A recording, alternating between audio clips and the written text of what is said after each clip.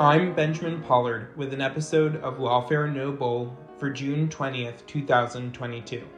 Lawfare No Bull features primary source audio from the world of national security law and policy. Today's episode features audio of the third of a series of public hearings held by the House Select Committee to investigate the January 6th attack on the Capitol. The committee heard in-person testimony from former Vice President Pence's General Counsel, Greg Jacob, and retired federal judge Michael Ludig. This is Lawfare No Bull.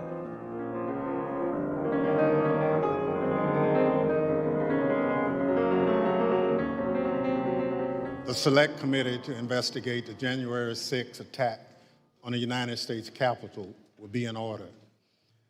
Without objection, the chair is authorized to declare the committee in recess at any point.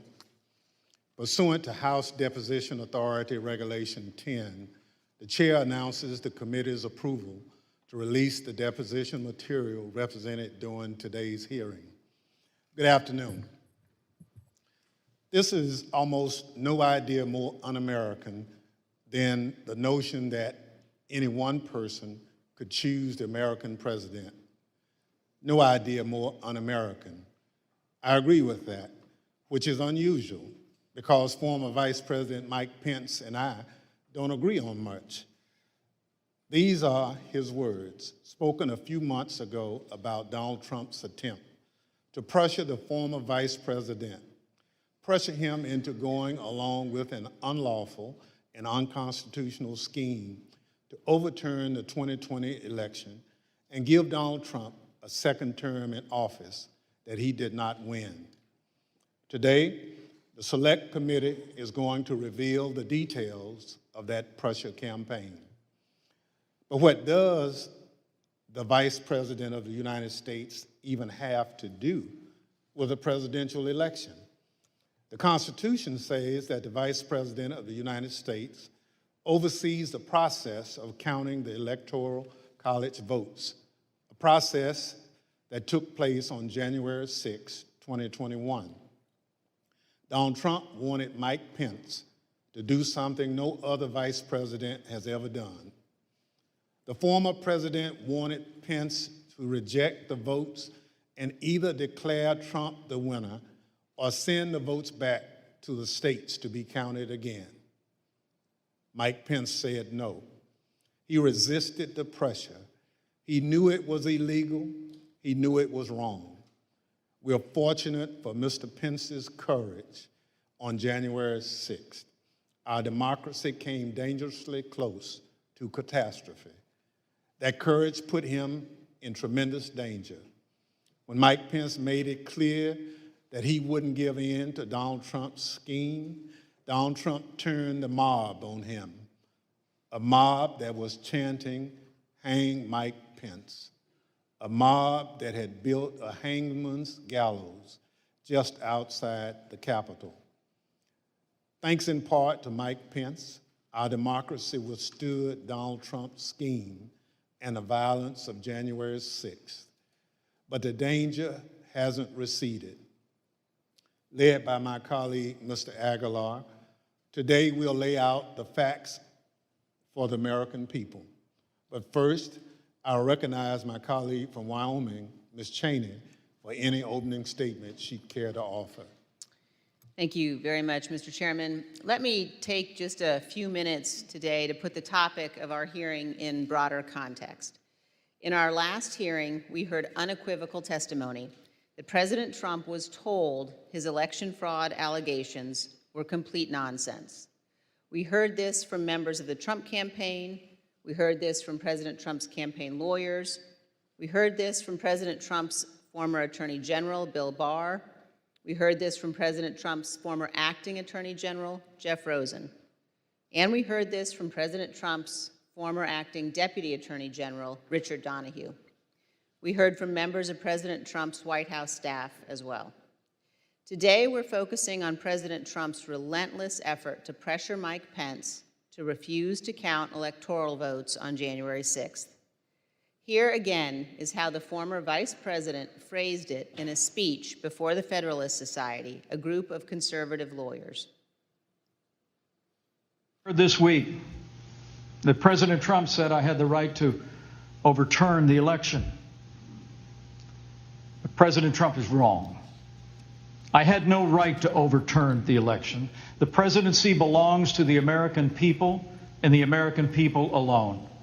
And frankly, there is no idea more un-American than the notion that any one person could choose the American president. What the president wanted the vice president to do was not just wrong, it was illegal and unconstitutional.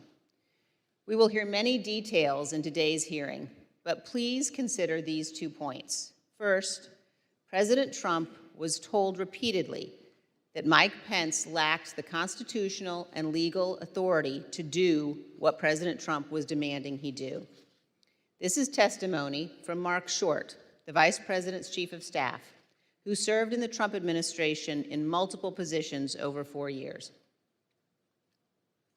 But just to pick up on that, Mr. Short, was it your impression that the Vice President had directly conveyed his position on these issues to the President, not just to the world through a Dear Colleague letter, but directly to President Trump? Many times. And had been consistent in conveying his position to the President? Very consistent. Okay.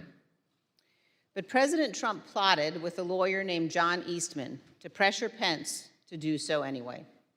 As the federal court has explained, quote, based on the evidence, the court finds that it is more likely than not that President Trump and Dr. Eastman dishonestly conspired to obstruct the joint session of Congress on January 6, 2021.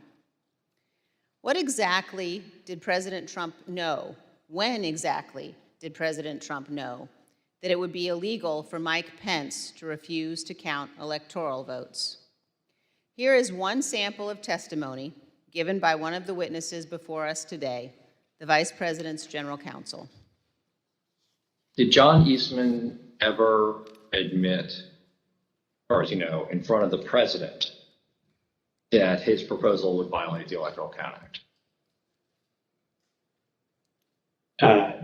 I believe he did on the 4th.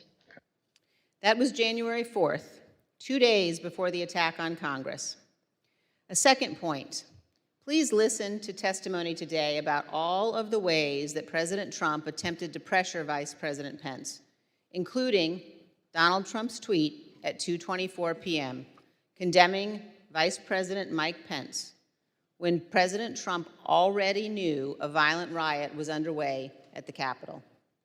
In future hearings, you will hear from witnesses who were present inside the White House, who were present inside the West Wing on that day. But today we focus on the earnest efforts of Mike Pence, who was determined to abide by his oath of office. As Vice President Pence prepared a statement on January 5th and 6th, explaining that he could not illegally refuse to count electoral votes, he said this to his staff. I mean, the Vice President had said, this may be the most important thing I ever say. And This meaning the statement? The statement.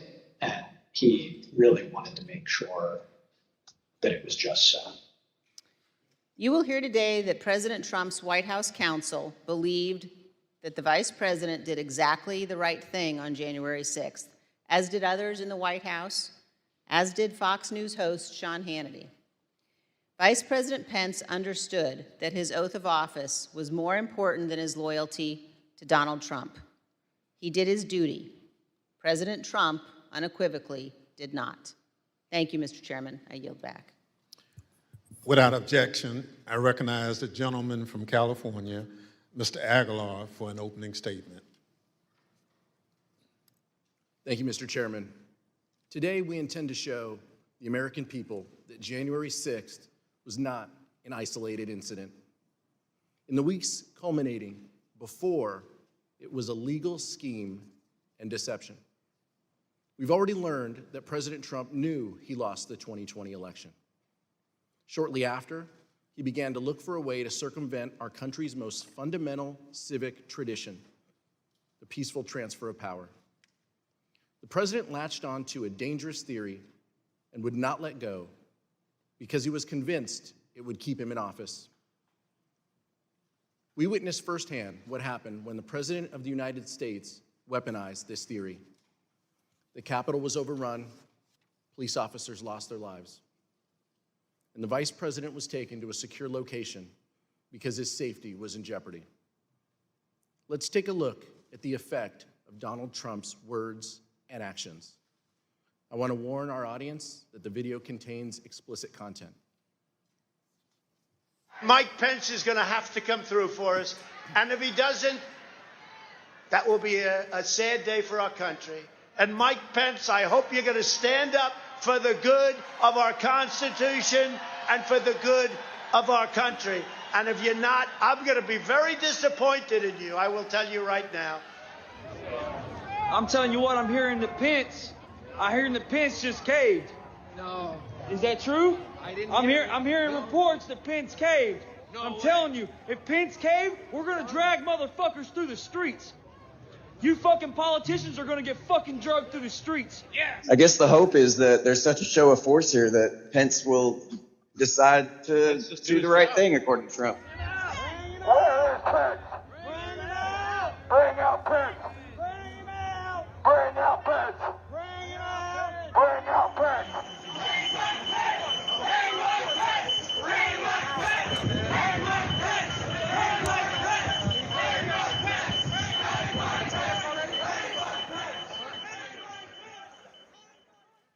How did we get to this point? How did we get to the point where President Trump's most radical supporters led a violent attack on the Capitol and threatened to hang President Trump's own vice president? You'll hear from witnesses that Donald Trump pressured Mike Pence to adopt a legally and morally bankrupt idea that the vice president could choose who the next president can be. You'll hear about how the vice president, the White House counsel, and others told Donald Trump that the vice president had no such authority. But President Trump would not listen.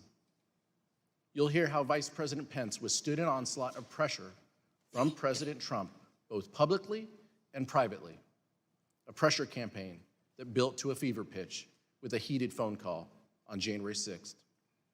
You'll also hear that the president knew there was a violent mob at the Capitol when he tweeted at 2:24 p.m.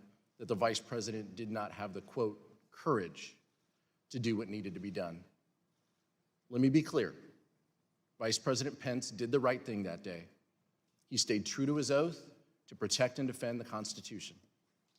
I look forward to hearing from our witnesses this afternoon. Mr. Chairman, I yield back.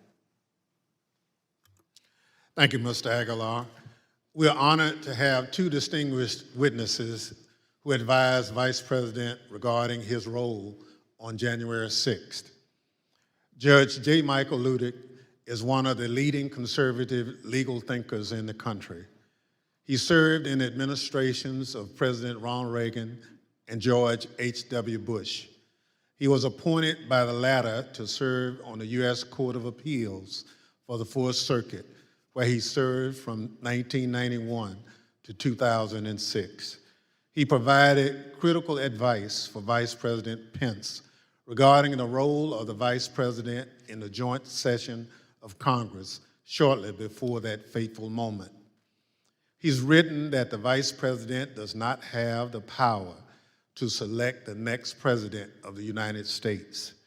He's also written that that contrary theory, espoused by one of his own former law clerks, was, quote, incorrect at every turn.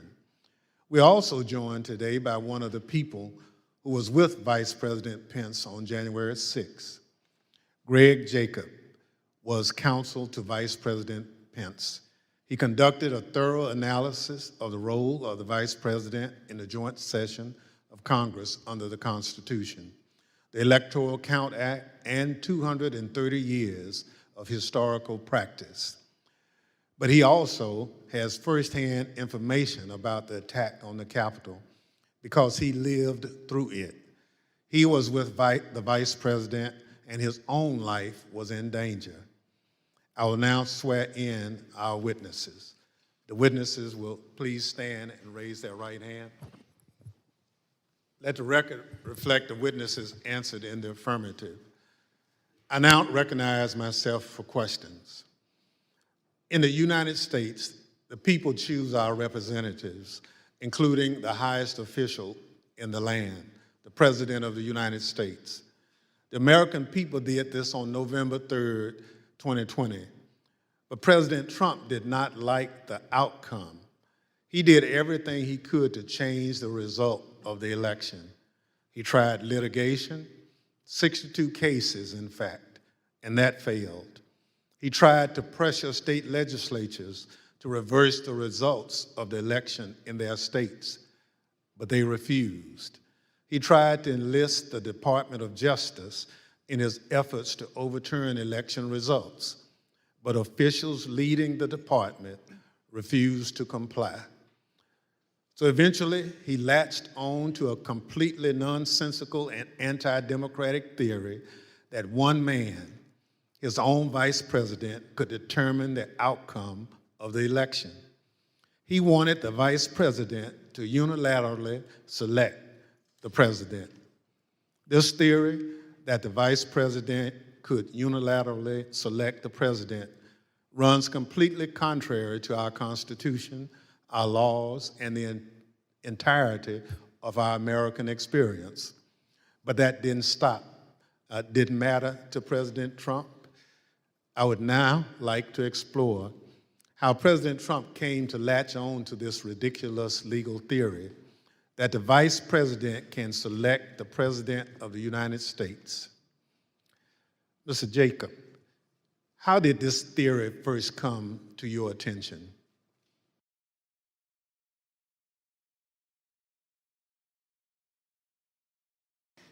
The first time that I had a conversation with the Vice President about the 12th Amendment and the Electoral Count Act was in early December, around December 7th. The Vice President called me over to his West Wing office and told me that he had been seeing and reading things that suggested that he had a significant role to play on January 6th in announcing the outcome of the election. He told me that he had been first elected to Congress in 2000 and that one of his earliest memories as a congressman was sitting in on the 2001 certification, and he recalled that Al Gore had gavelled down a number of objections that had been raised to Florida. And he asked me mechanically, how does this work at the joint session? What are the rules?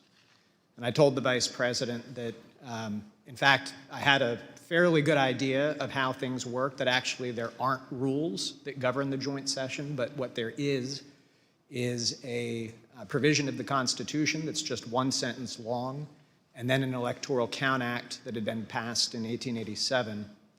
And I told the Vice President that I could put a memo together for him overnight that would explain the applicable rules.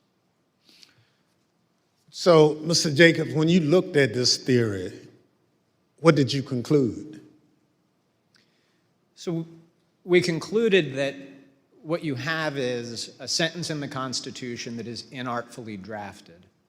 But the Vice President's first instinct when he heard this theory was that there was no way that our framers, who abhorred concentrated power, who had broken away from the tyranny of George III, would ever have put one person, particularly not a person who had a direct interest in the outcome because they were on the ticket for the election, in a role to have decisive impact on the outcome of the election.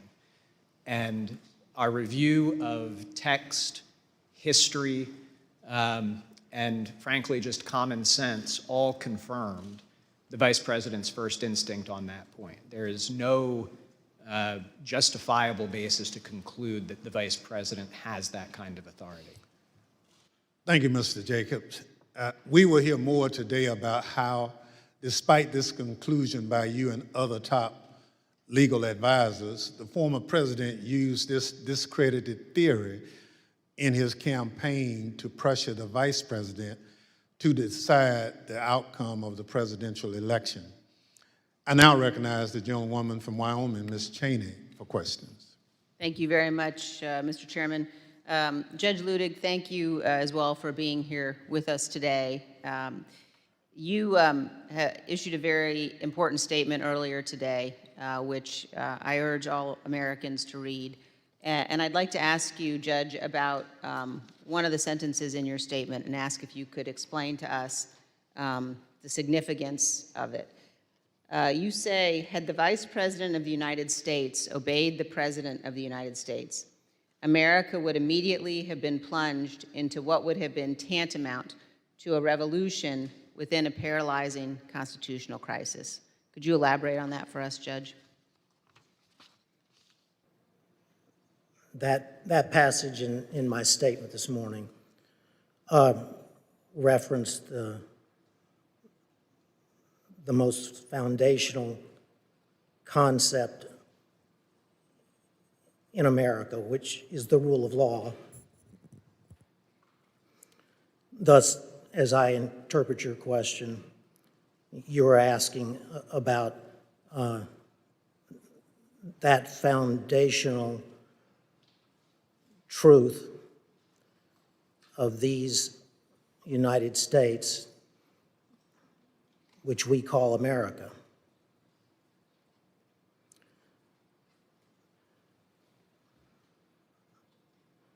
The foundational truth is the rule of law. That foundational truth is, for the United States of America, the profound truth. But it's not merely the profound truth for the United States. It's also the simple truth, the simple foundational truth of the American Republic. Thus, in my view, the hearings being conducted by this select committee are examining that profound truth, namely the rule of law in the United States of America. The specific question, of course, before you and before the nation, not before me, is whether that foundational rule of law was supremely violated on January 6, 2021. Now, to the question specifically that you asked, Madam Vice Chair, I believe that had Vice President Pence obeyed the orders from his president and the President of the United States of America during the joint session of the Congress of the United States on January 6, 2021, and declared Donald Trump the next President of the United States, notwithstanding that then President Trump had lost the Electoral College vote as well as the popular vote in the 2020 presidential election.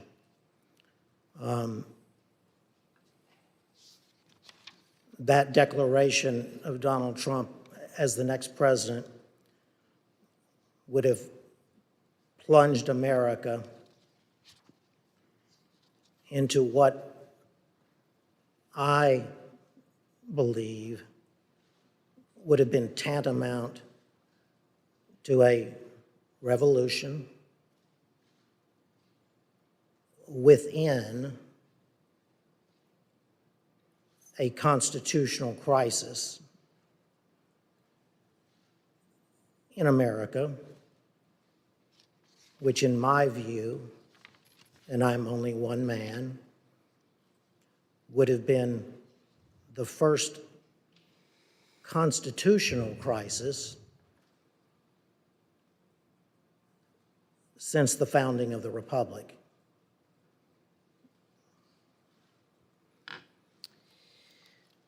Thank you very much, Judge, for your solemn attention to these issues and for your appearance here today. We're going to describe and discuss in detail what happened. And as we do, I'm going to describe a few of the details now of some of the actions taken by a gentleman named Kenneth Cheeseborough. After the Electoral College met and cast their votes on December 14th, actually the day before they met, Kenneth Cheeseborough sent a memo to Rudy Giuliani, the president's lead outside counsel. Mr. Cheeseborough wrote to Mayor Giuliani that the vice president is charged with, quote, making judgments about what to do if there are conflicting votes, close quote. Mr. Cheeseborough wrote that when the joint session of Congress got to Arizona in the alphabetical list of states, the vice president should not count the Biden votes, quote, because there are two slates of votes. His justification, which we will learn more about in our next hearing, was that a group of Trump supporters in Arizona and other swing states decided to proclaim themselves the true electors for the state, creating two sets of electors, the official electors selected by the state and a group of fake electors. This document was ordered to be produced to the Select Committee by a federal district court judge. As you will see on the screen shortly, Judge David Carter wrote, quote, the draft memo pushed a strategy that knowingly violated the Electoral Count Act. The judge concluded that, quote, the memo is both intimately related to and clearly advanced the plan to obstruct the joint session of Congress on January 6, 2021. A few days later, Professor John Eastman took up this cause. Eastman was at the time a law professor at Chapman University Law School. He prepared a memo outlining the nonsensical theory that the vice president could decide the outcome of the election at the joint session of Congress on January 6th. You will see portions of this memo on the screen. In the first line, he wrote, quote, 7 states have transmitted dual slates of electors to the President of the Senate. But Dr. Eastman goes on to rely on those so-called dual slates of electors to say that Vice President Pence could simply declare President Trump the winner of the 2020 election. Mr. Jacob, were there in fact dual slates of electors from 7 states? No, there were not. And just a few days after that, Dr. Eastman wrote another memo, this one, quote, wargaming out several scenarios. He knew the outcome he wanted, and he saw a way to go forward if he simply pretended that fake electors were real. You will see that memo up on the screen now. Here, Dr. Eastman says the vice president can reject the Biden electors from the states that he calls, quote, disputed. Under several of the scenarios, the vice president could ultimately just declare Donald Trump the winner, regardless of the vote totals that had already been certified by the states. However, this was false, and Dr. Eastman knew it was false. In other words, it was a lie. In fact, on December 19th, 2020, just 4 days before Dr. Eastman sent this memo, Dr. Eastman himself admitted in an email that the fake electors had no legal weight, referring to the fake electors as, quote, dead on arrival in Congress, end quote. because they did not have a certification from their states. Judge Ludig, did the Trump electors in those 7 states who were not certified by any state authority have any legal significance?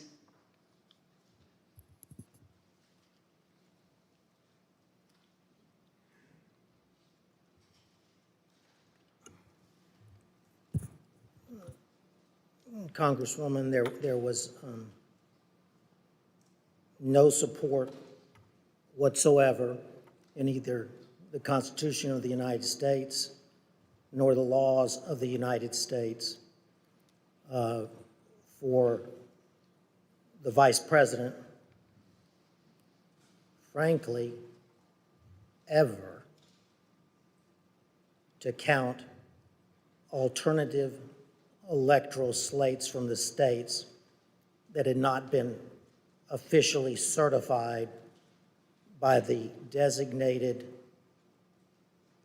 state official in the Electoral Count Act of 1887. I did notice in the passage from Mr. Eastman's memorandum, and I took a note on it, and correct me if I'm wrong, but he said in that passage that there was both legal authority as well as historical precedent. I do know what Mr. Eastman was referring to when he said that there was historical precedent for doing so. He was incorrect. There was no historical precedent from the beginning of the founding in 1789 that even as mere historical precedent,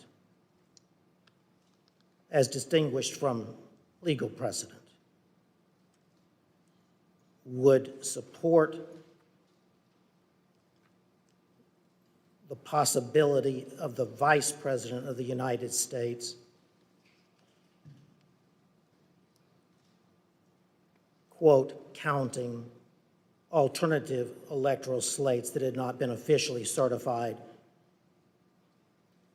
to the Congress pursuant to the Electoral Count Act of 1887. I would be glad to explain that historical precedent if the committee wanted, but it would be a digression. Thank you very much, Judge. I know my colleagues will be pursuing that issue in more depth, and now I'd like to yield back, Mr. Chairman. Thank you very much. Pursuant to Section 5C8 of House Resolution 503, the chair recognizes the gentleman from California, Mr. Aguilar, and Staff Counsel, Mr. John Wood, for questioning. Thank you, Mr. Chairman. We're fortunate to have a bipartisan staff. Senior Investigative Counsel John Wood previously served as United States Attorney in Missouri under President George W. Bush. He and I will share today's lines of questioning. Mr. Wood? Thank you, Mr. Aguilar. Judge Ludig, I had the incredible honor of serving as one of your law clerks. Another person who did was John Eastman.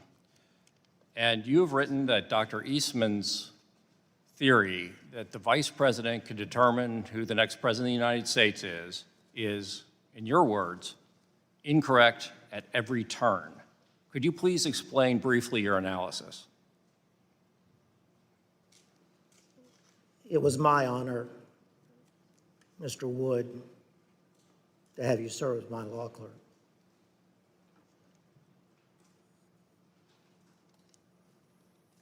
I could answer that question perfectly if I had at my disposal either Mr. Eastman's tweet or my own analytical tweet of September 21st, but I don't. But that said, let me try to remember the analysis of Mr. Eastman's analysis.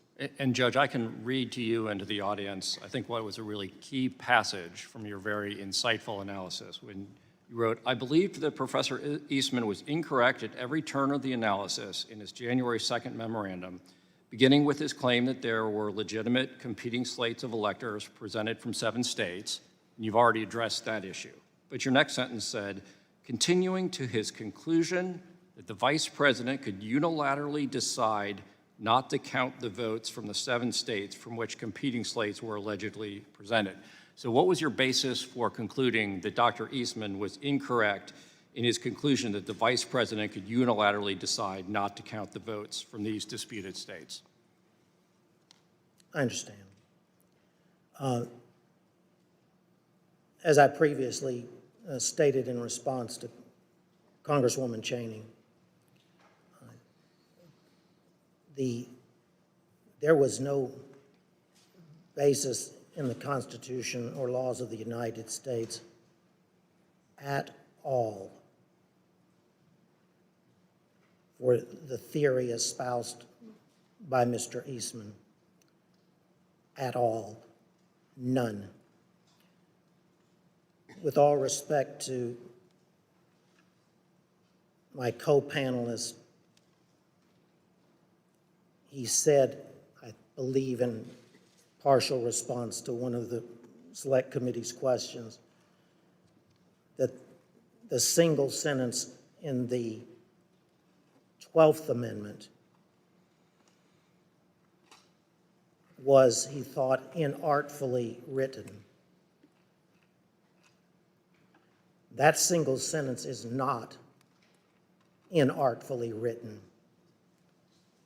It was pristine clear that the President of the Senate on January 6th, the incumbent Vice President of the United States, had little substantive constitutional authority, if any, at all. The 12th Amendment, the single sentence that Mr. Jacob refers to, says in substance that following the transmission of the certificates to the Congress of the United States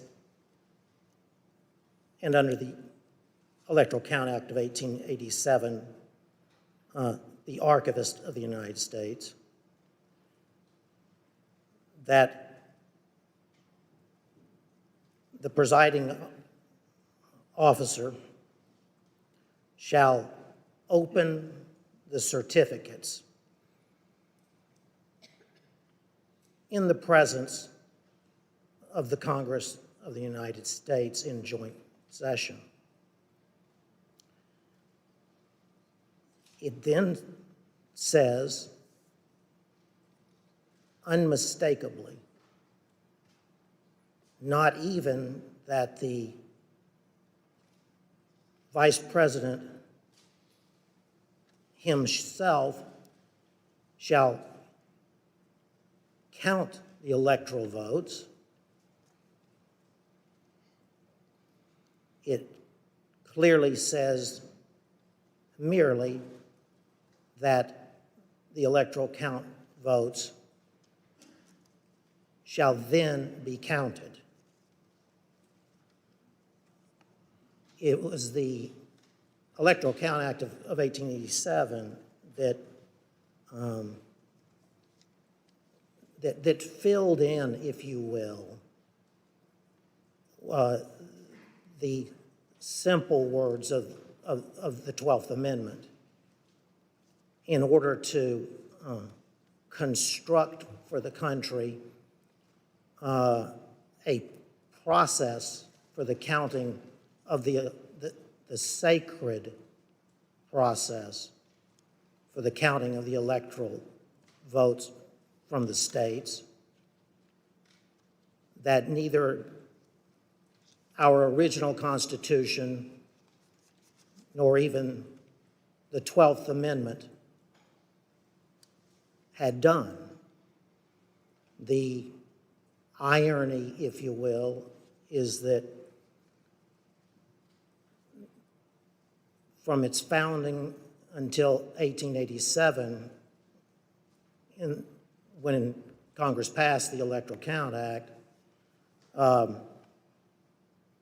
the nation had been in considerable turmoil during at least 5 of its presidential elections, beginning as soon thereafter from the founding as 1800. So it wasn't for almost 100 years later until the Electoral Count Act was passed. So that's why, in my view, that piece of legislation is not only a work in progress for the country, but at this moment in history, an important work in progress that needs to take place. That was long-winded, I understand. Well, Judge Ludig, at the risk of oversimplifying for the non-lawyers who are watching, is it fair to say that the 12th Amendment basically says 2 things happen? The Vice President opens the certificates and the electoral votes are counted. Is it that straightforward?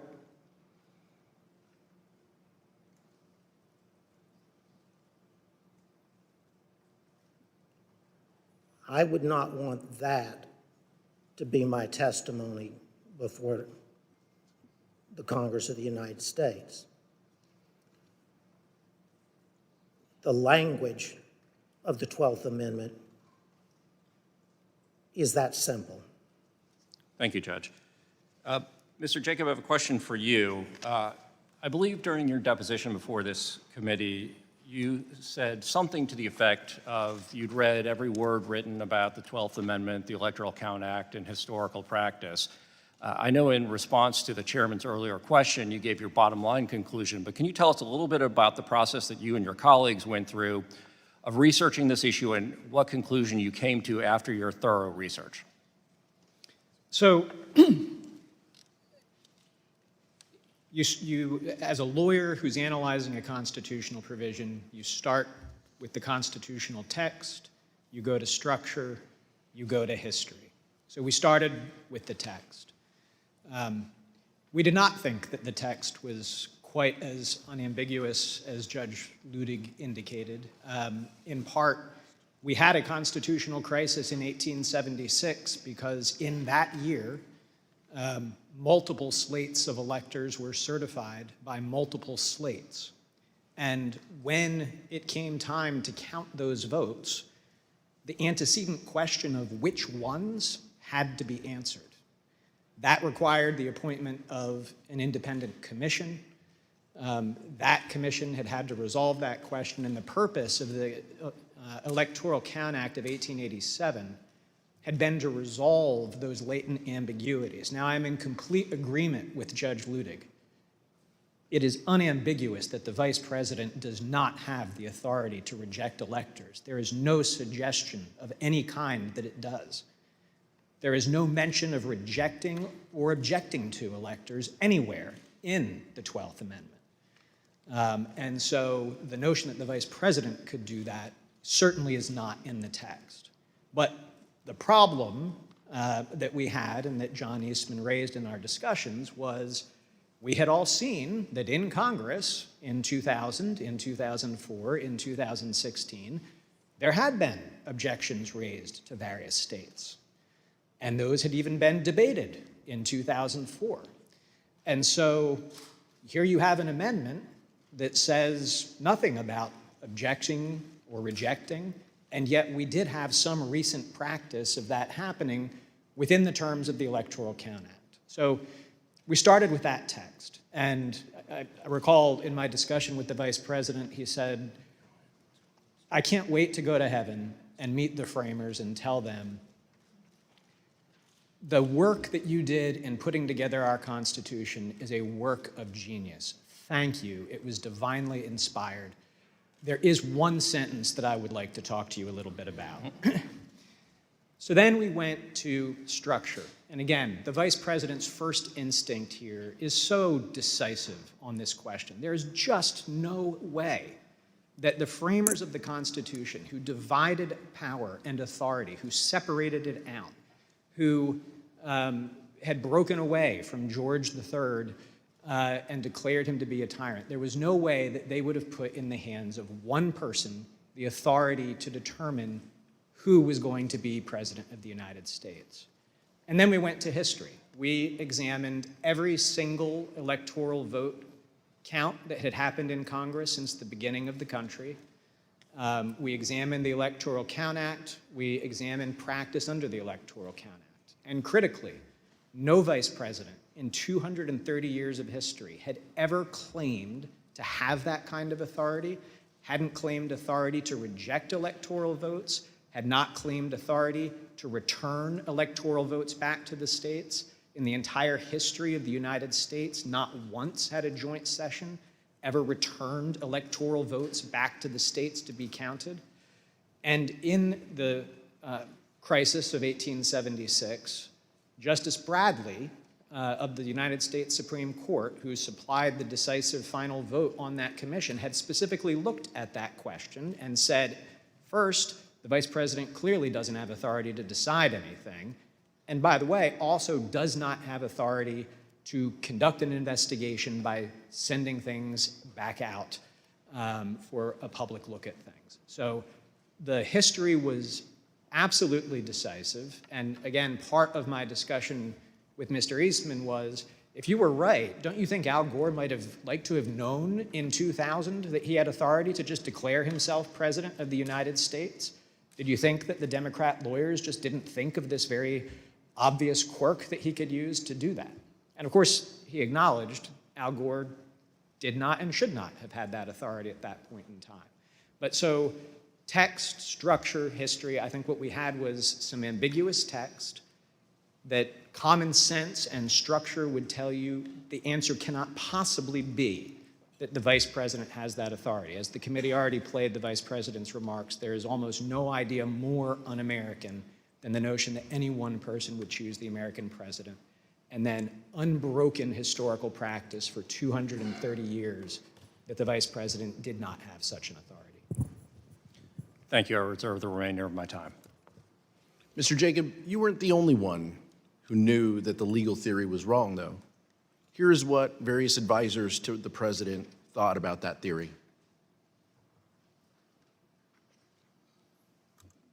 You've been clear repeatedly with Mr. Meadows about you and the vice president having a different view about his authority on January 6th. I believe I had.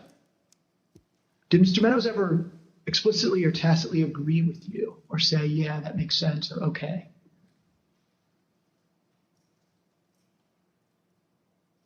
I believe that that Mark did agree. What makes you say that? I believe that's what he told me. But as I mentioned, I think Mark had told so many people so many different things that it was not something that I would necessarily accept as, okay, well, that means that's resolved. I see. Tell me more what he told you on this topic. Well, I think it was that, the vice president doesn't have any broader role. And I think he was understanding of that. So despite the fact that he may have said other things to the president or others, to you, he said he understands the vice president has no role. Yes. Okay. Did he say that to you several times? A couple of times. Mm-hmm. Before January 6th? Yes. The way it was communicated to me was that Pat Cipollone thought the idea was nutty and had at one point confronted Eastman basically with the same sentiment.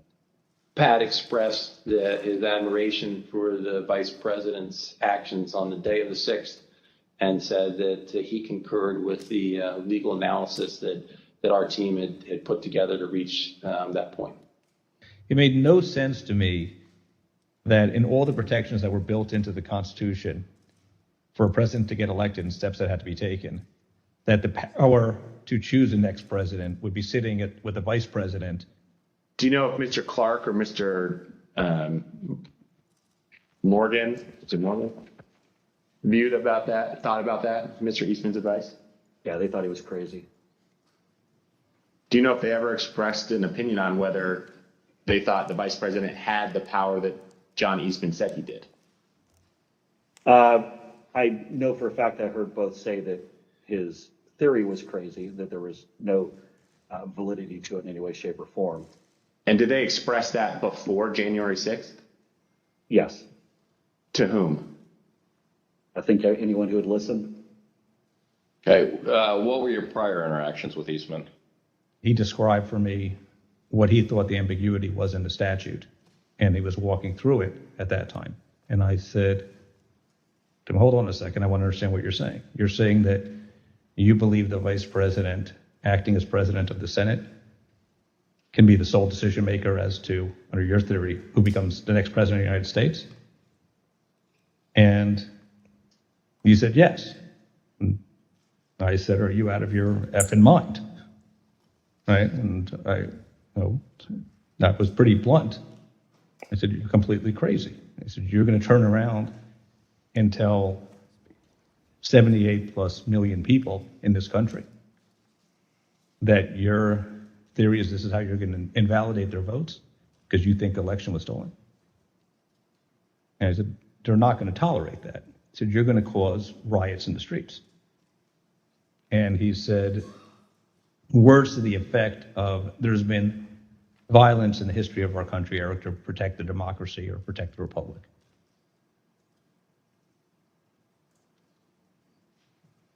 In fact, there was a risk that the lawyers in the White House counsel's office would resign. For example, Fox News host Sean Hannity expressed concern that the entire White House counsel's office could quit.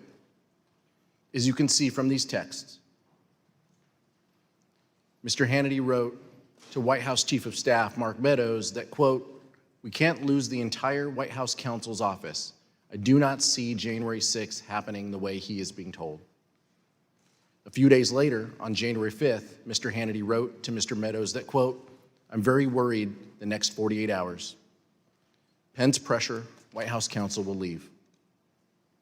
While Sean Hannity was apparently very concerned about the possibility that the White House counsel would resign in protest of the president's effort to force the vice president to violate the Constitution, some others close to the president were more dismissive of the White House counsel's position. Here's what Trump's son-in-law and senior advisor Jared Kushner said during his deposition regarding the White House counsel Pat Cipollone's threats to resign. Jared, are you aware of instances where Pat Cipollone threatened to resign? I kind of, like I said, my interest at that time was on trying to get as many pardons done.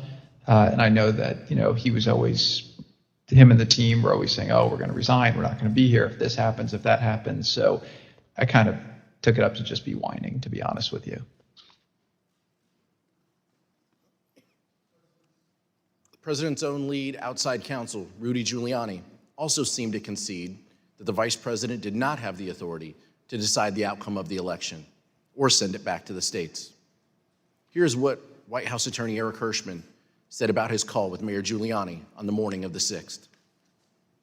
The morning of January 6th, I think he called me out of the blue, right? And I was like getting dressed.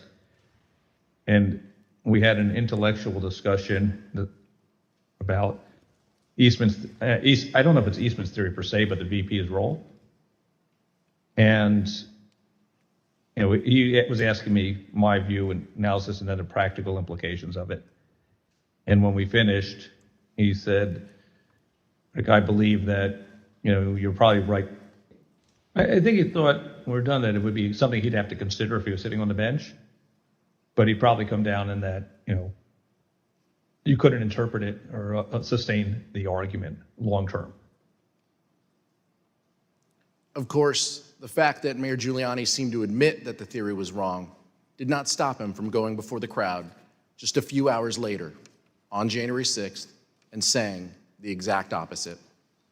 Here's Mayor Giuliani's speech at the Ellipse rally on January 6th. We're here just very briefly to make a very important 2 points. Number one, every single thing that has been outlined as the plan for today is perfectly legal. I have Professor Eastman here with me to say a few words about that. He's one of the preeminent constitutional scholars in the United States. It is perfectly appropriate, given the questionable constitutionality of the Election Counting Act of 1887, that the Vice President can cast it aside, and he can do what a president called Jefferson did when he was Vice President. He can decide on the validity of these crooked ballots, or he can send it back to the legislatures, give them 5 to 10 days to finally finish the work. And here's what Dr. Eastman said in his speech at the Ellipse on January 6th. And all we are demanding of Vice President Pence is this afternoon at 1 o'clock, he let the legislatures of the state look into this so we get to the bottom of it and the American people know whether we have control of the direction of our government or not.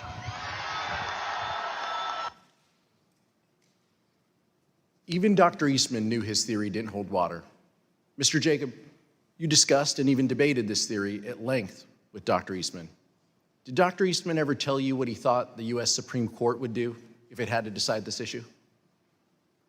Yes. We had an extended discussion, an hour and a half to 2 hours on January 5th.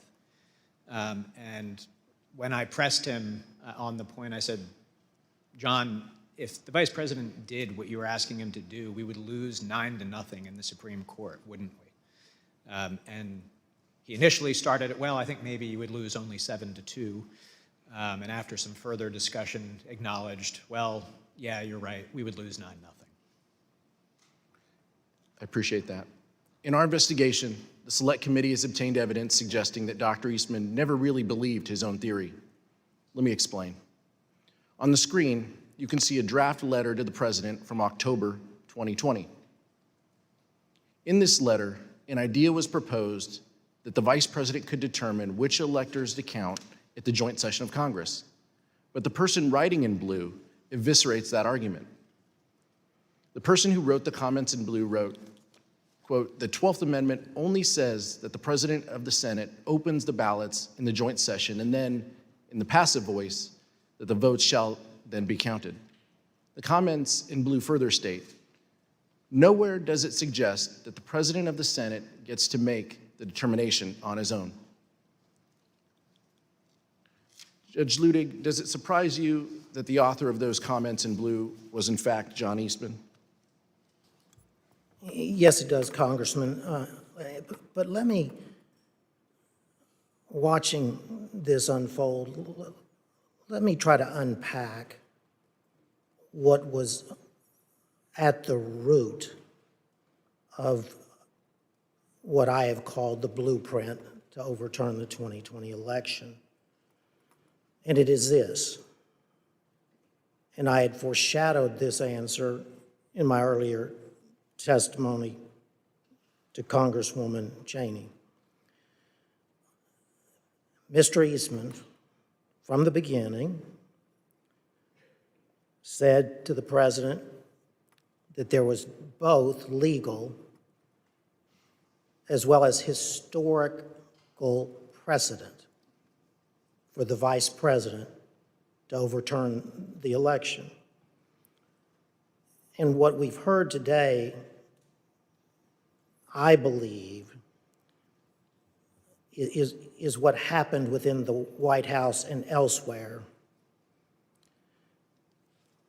as all the players, led by Mr. Eastman, got wrapped around the axle by the historical evidence claim by Mr. Eastman. Let me explain very simply. This is what I said would require a digression that I would be glad to undertake if you wished. In short, if I had been advising the Vice President of the United States on January 6th,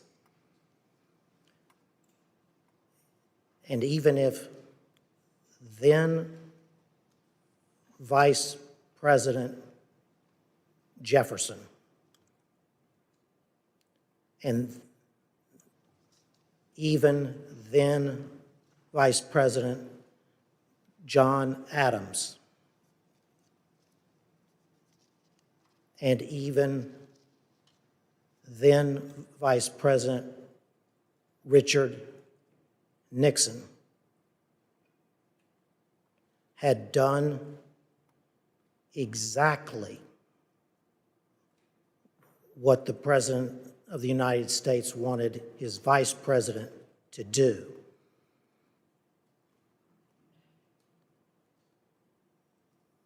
I would have laid my body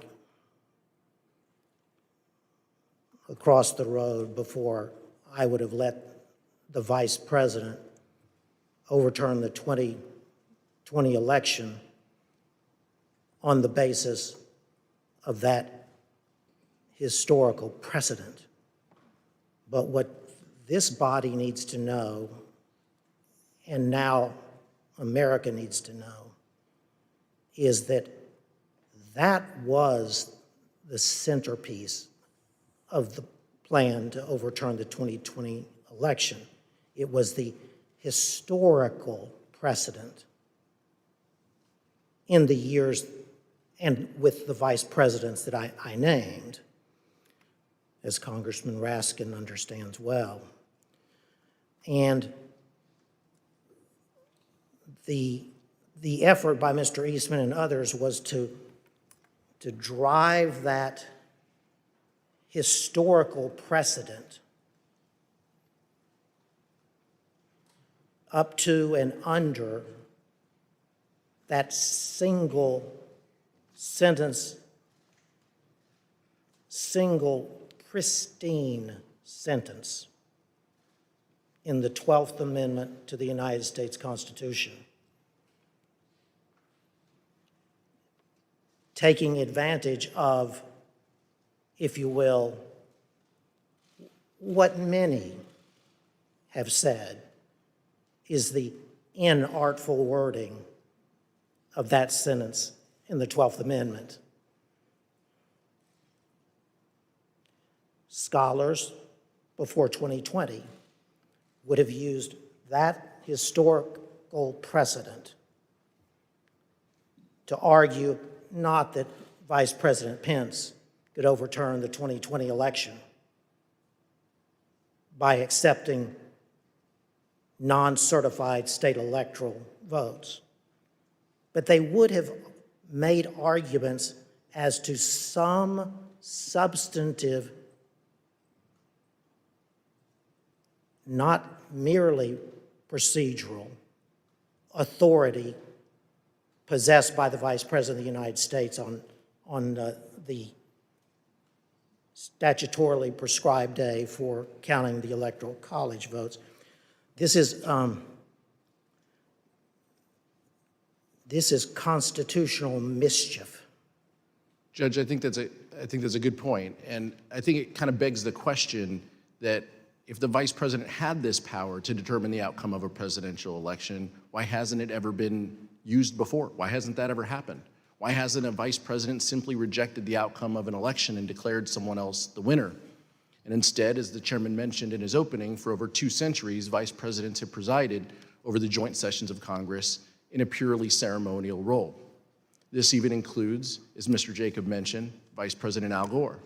For those of us who are old enough to remember, the 2000 election came down to one state, Florida. There were weeks of recounts and litigation after the election, and Al Gore conceded. Of course, Al Gore was vice president at the time, but he never suggested that he could simply declare himself the winner of the 2000 election when he presided over the counting of the electoral votes. Let's hear what Vice President Gore said when he described the situation he faced in 2000. Importance of the United States of America in all of human history. In Lincoln's phrase, we still are the last best hope of humankind. And the choice between one's own disappointment in your personal career and upholding the noble traditions of America's democracy is a pretty easy choice when it comes down to it. Mr. Jacob, did Dr. Eastman say whether he would want other vice presidents such as Al Gore after the 2000 election or Kamala Harris after the 2024 election to have the power to decide the outcome of the election?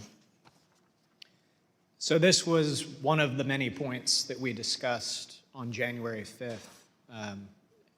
He had come into that meeting trying to persuade us that there was some validity to his theory. I viewed it as my objective to persuade him to acknowledge he was just wrong. And I thought this had to be one of the most powerful arguments. I mean, John, back in 2000, you weren't jumping up and saying Al Gore had this authority to do that. You would not want Kamala Harris to be able to exercise that kind of authority in 2024 when I hope Republicans will win the election, and I know you hope that too, John. And he said, absolutely. Al Gore did not have a basis to do it in 2000.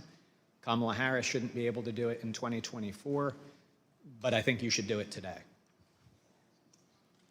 Mark Short told the Select Committee that Vice President Pence consulted with one of his predecessors, Vice President Dan Quayle, regarding the role of the Vice President. Vice President Quayle confirmed Pence's view that the role was purely ceremonial. Mr. Short also told the committee that he, Mr. Short, received a call from former House Speaker Paul Ryan. Here is Mr. Short's description of his conversation with Speaker Ryan. Speaker Ryan wanted to call and say, you know, you don't have any greater authority. And I said to him, Mr. Speaker, you know, Mike, you know he doesn't, you know he recognizes that. And we sort of laughed about it, and he said, I get it. And he later spoke to the vice president, too, to, I think, have the same conversation.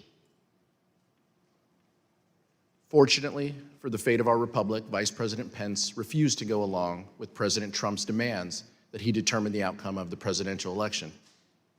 Mr. Jacob, what was the vice president's reaction when you discussed with him the theory that the vice president could decide the outcome of the election?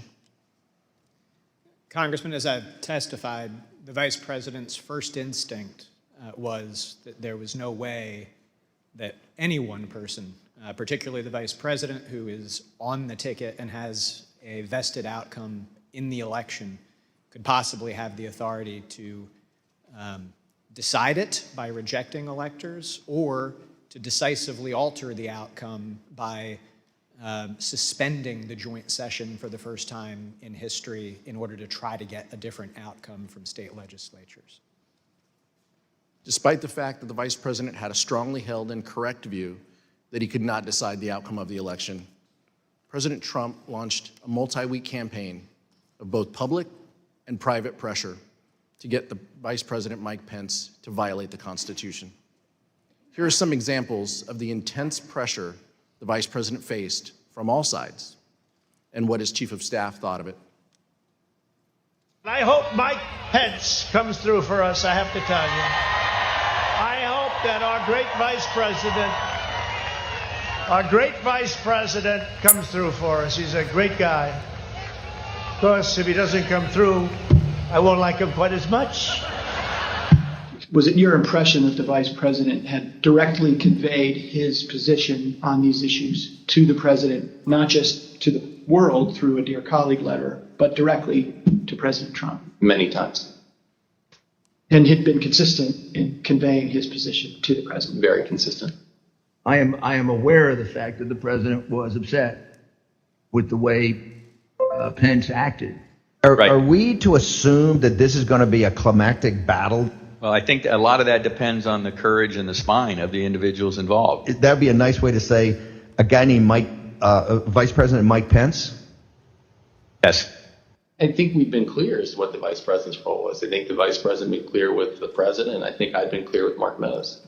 I think the vice president is going to throw down tomorrow and do the right thing because, Lou, like I said before, this is a time for choosing. People are going to look back at this moment tomorrow and remember where every single one of their elected officials were. Did they vote for the rule of law and getting these elections right, or did they give it away to the Democrats and the people who cheated and stole their way through this election?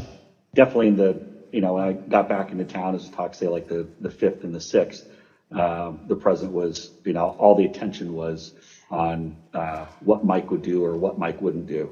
The vice president really was not wavering in his commitment to what his responsibility was. And so, yeah, was it painful? Sure.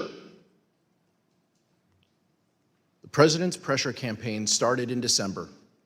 For example, although the vice president made his views clearly and unmistakably known to the president and others in the White House, on December 23rd, President Trump retweeted a memo from an individual named Ivan Reichlin entitled Operation Pence Card that called on the vice president to refuse the Electoral College votes from certain states that had certified Joe Biden as the winner. President Trump started his pressure campaign in December, but he dialed up the pressure as January 6th approached.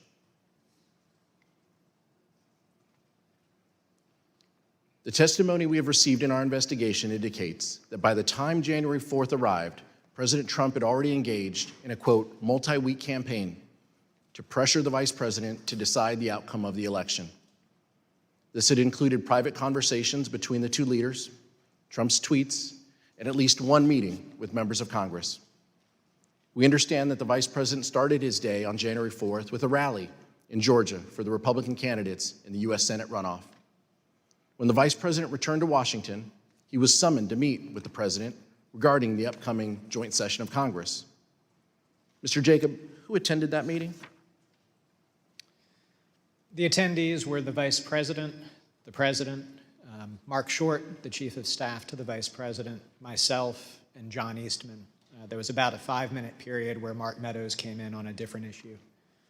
Let's show a photo of that meeting.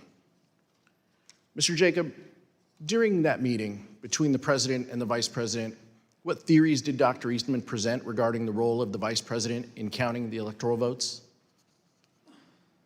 During the meeting on January 4th, Mr. Eastman was opining that there were 2 legally viable arguments as to authorities that the vice president could exercise 2 days later on January 6th. One of them was that he could reject electoral votes outright. The other was that he could use his capacity as presiding officer to suspend the proceedings and declare essentially a 10-day recess during which states that he deemed to be disputed, there was a list of 5 to 7 states that the exact number changed from conversation to conversation, but that the vice president could sort of issue a demand to the state legislatures in those states to re-examine the election and declare who had won each of those states. So he said that both of those were legally viable options. He said that he did not recommend, upon questioning, he did not recommend what he called the more aggressive option, which was reject outright, because he thought that that would be less politically palatable. The imprimatur of state legislature authority would be necessary to ultimately have public acceptance of an outcome in favor of President Trump. And so he advocated that the preferred course of action would be the procedural route of suspending the joint session and sending the election back to the states. Mr. Jacob, I know you won't discuss the direct conversations between the president and the vice president, so rather than asking you what the vice president said in that meeting, I'll ask you a more general question. Did the Vice President ever waver in his position that he could not unilaterally decide which electors to accept? The Vice President never budged from the position that I have described as his first instinct, which was that it just made no sense from everything that he knew and had studied about our Constitution that one person would have that kind of authority. And did the Vice President ever waver in his position that he could not delay certification and send it back to the states? No, he did not. Did Dr. Eastman admit in front of the President that his proposal would violate the Electoral Count Act? So during that meeting on the 4th, I think I raised the problem that both of Mr. Eastman's proposals would violate several provisions of the Electoral Count Act. Mr. Eastman acknowledged that that was the case, that even what he viewed as the more politically palatable option would violate several provisions, but he thought that we could do so because in his view the Electoral Count Act was unconstitutional, and when I raised concerns that that position would likely lose in court, his view was that the court simply wouldn't get involved. They would invoke the political question doctrine, and therefore we could have some comfort proceeding with that path. Mr. Wood? But just to reiterate, he told you, maybe this was in a later conversation, but he told you at some point that if in fact the issue ever got to the Supreme Court, his theory would lose 9-0, correct? The next morning, starting around 11 or 11:30, we met for an hour and a half to 2 hours. And in that meeting, I've already described the text, structure, history conversation, but we started walking through all of that. And I said, John, basically what you have is some text that may be a little bit ambiguous, but then nothing else that would support it, including the fact that nobody would ever want that to be the rule. Wouldn't we lose 9-0 in the Supreme Court? And again, he initially started, well, maybe you'd only lose 7-2, but ultimately acknowledged that no, we would lose 9-0. No judge would support his argument. After his meeting with the Vice President, Donald Trump flew to Georgia for a rally in support of the Republican candidates in the United States Senate runoff. Even though the Vice President had been steadfast in resisting the President's pressure, President Trump continued to publicly pressure Vice President Pence in his Georgia speech. Rather than focusing exclusively on the Georgia Senate runoff, Trump turned his attention to Mike Pence. Here's what the President said during that rally in Georgia. Pence comes through for us, I have to tell you. I hope that our great Vice President comes through for us. He's a great guy. Of course, if he doesn't come through, I won't like him quite as much. So the President had been told multiple times that the Vice President could not affect the outcome of the election, but he nonetheless publicly pressured Mike Pence to do exactly that by saying, quote, if he doesn't come through, I won't like him as much. Let's turn now to January 5th. Mr. Wood? Thank you. That morning, meaning January 5th, the President issued a tweet expressly stating that the Vice President had the power to reject electors. Let's look at what the President wrote. Quote, the Vice President has the power to reject fraudulently chosen electors. Mr. Jacob, you've already told us about your meeting with Dr. Eastman and the President on January 4th, and you briefly made reference to the meeting you had with Dr. Eastman the next day, January 5th. Can you tell us a little bit more about that meeting with Dr. Eastman on January 5th? For example, where was the meeting? Who was there? So at the conclusion of the meeting on the 4th, the President had asked that, that our office meet with Mr. Eastman the next day to hear more about the positions he had expressed at that meeting, and the Vice President indicated that sort of offered me up as his counsel to fulfill that duty. So we met in Mark Short's office in the Executive Office Building across the way from the White House. Dr. Eastman had a court hearing by Zoom that morning, so It didn't start first thing, but rather started around 11. And that meeting went for about an hour and a half, 2 hours. Chief of Staff Mark Short was at that meeting most of the time. There were a few times that he left. And essentially, it was an extended discussion. What most surprised me about that meeting was that when Mr. Eastman came in, he said, "I'm here to request that you reject the electors." So on the 4th, that had been the path that he had said, "I'm not recommending that you do that." But on the 5th, he came in and expressly requested that. And I grabbed a notebook as I was heading into the meeting.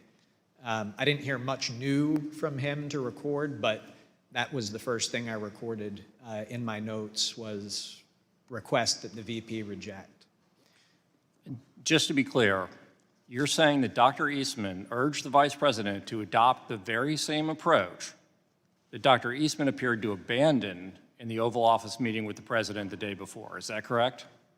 He had recommended against it the evening before, and then on the 5th came in, and I think it was probably his first words after introductions and as we sat down were, "I'm here to request that you reject the electors in the disputed states." And you referenced a moment ago some handwritten notes, which you've provided to the Select Committee. I'd now like to show you those notes. As you can see, you wrote there at the top, the writing's a little bit faint in the copy, but you wrote, "Requesting VP reject." Does that accurately reflect what Dr. Eastman asked of you in your meeting on January 5th? Yes. And what was your reaction when Dr. Eastman said on January 5th that he was there to ask the Vice President of the United States to reject electors at the joint session of Congress? I was surprised because I had viewed it as sort of one of the key concessions that we had secured the night before from Mr. Eastman that that he was not recommending that we do that. So what did you say to him? Well, as I indicated, to some extent it simplified my task because there are more procedural complexities to the send it back to the states point of view, and I actually had spent most of my evening the night before writing a memorandum to the Vice President explaining all of the specific provisions of the Electoral Count Act that plan would violate. So instead, since he was pushing the sort of robust unilateral power theory, I've already walked the committee through the discussions that we had. I started out with our points of commonality, or what I thought were our points of commonality. We're conservatives, we're small government people, we believe in originalism as the means by which we're going to interpret this. And so we walked through the text, we walked through the history, and the committee has shown footage of Mr. Eastman on the stage on the 6th claiming that Jefferson supported his position in a historical example of Jefferson. In fact, he conceded in that meeting Jefferson did not at all support his position, that in the election of 1800, there had been some small technical defect with the certificate in Georgia. It was absolutely undisputed that Jefferson had won Georgia. Jefferson did not assert that he had any authority to reject electors. He did not assert that he had any authority to resolve any issue during the course of that. And so he acknowledged by the end that there was no historical practice whatsoever that supported his position. He had initially tried to push examples of Jefferson and Adams. He ultimately acknowledged they did not work. As we've covered, he acknowledged it would lose 9-0 in the Supreme Court. He again tried to say, but I don't think the courts will get involved in this. They'll invoke the political question doctrine, and so if the courts stay out of it, that will mean that we'll have the 10 days for the states to weigh in and resolve it, and then they'll send back the Trump slates of electors, and the people will be able to accept that. And I expressed my vociferous disagreement with that point. I did not think that this was a political question. among other things, if the courts did not step in to resolve this, there was nobody else to resolve it. You would be in a situation where you have a standoff between the President of the United States and, counterfactually, the Vice President of the United States, saying that we've exercised authorities that constitutionally we think we have, by which we have deemed ourselves the winners of the election. You would have an opposed House and Senate disagreeing with that. You would have state legislatures that, to that point, I mean, Republican leaders across those legislatures had put out statements, and we collected these for the Vice President as well, that the people had spoken in their states and that they had no intention of reversing the outcome of the election. We did receive some signed letters that Mr. Eastman forwarded us by minorities of leaders in those states, but no state had any legislative house that indicated that it had any interest in it. So you would have had just an unprecedented constitutional jump ball situation with that standoff. And as I expressed to him, that issue might well then have to be decided in the streets. Because if we can't work it out politically, we've already seen how charged up people are about this election. And so it would be a disastrous situation to be in. So I said, I think the courts will intervene. I do not see a commitment in the Constitution of the question whether the Vice President has that authority to some other actor to resolve. There's arguments about whether Congress and the Vice President jointly have a constitutional commitment to generally decide electoral vote issues. I don't think that they have any authority to object or reject them. I don't see it in the 12th Amendment, but nonetheless. And I concluded by saying, John, in light of everything that we've discussed, can't we just both agree that this is a terrible idea? And he couldn't quite bring himself to say yes to that, but he very clearly said, well, yeah, I see we're not going to be able to persuade you to do this. And that was how the meeting concluded. But you just described a terrifying scenario. Sounds like there could have been chaos under the Eastman approach, and you even described it as it potentially could be decided in the streets. And you described several concessions that Dr. Eastman made throughout that discussion or even debate that you had with him. At some point during that meeting on January 5th, did Dr. Eastman seem to admit that both of the theories that he had presented to the United States the day before? So the theory that the Vice President could reject electors outright and declare Donald Trump the winner, and his less aggressive theory that the Vice President could simply send it back to the states. At some point in that conversation on the 5th, did Dr. Eastman seem to admit that both of these theories suffered from similar legal flaws? So I had at least one, possibly two other conversations with Dr. Eastman later that day. In the earlier meeting, we really were focused, because his request that he made had been reject the electors outright, on why that theory was wrong and why we certainly would not be doing that. Later that day, he pivoted back to, well, we hear you loud and clear, you're not going to reject. But remember last night, I said that there was this more prudent course where you could just send it back to the states. Would you be willing to do that? And during the course of our discussion about his renewed request that we consider that option, he acknowledged to me, he put it, both Mr. Eastman and myself are graduates of the University of Chicago Law School, and he said, look, as graduates of that august institution, you and I will mutually understand that the underlying legal theory of plenary vice presidential authority is what you have to get there. Because this new theory, as I was pointing out to him, or the procedural theory, still violates several provisions of the Electoral Count Act, as he acknowledged. And the only way that you could ever be able to ignore several provisions of statutory law as if it was pretty clear that they were unconstitutional. And the only way they could be unconstitutional is if the vice president had the plenary authorities that were formed the basis for the reject the votes as well. So he acknowledged in those conversations that the underlying legal theory was the same. He just thought that the send it back to the states option would be more politically palatable, and he hoped more palatable to the vice president for that reason. And in fact, when Dr. Eastman made this concession during that meeting, according to your earlier deposition, Dr. Eastman said, just between us, University of Chicago chickens, is that right? I don't think that the University of Chicago is going to start a Chicago Chickens fundraising club.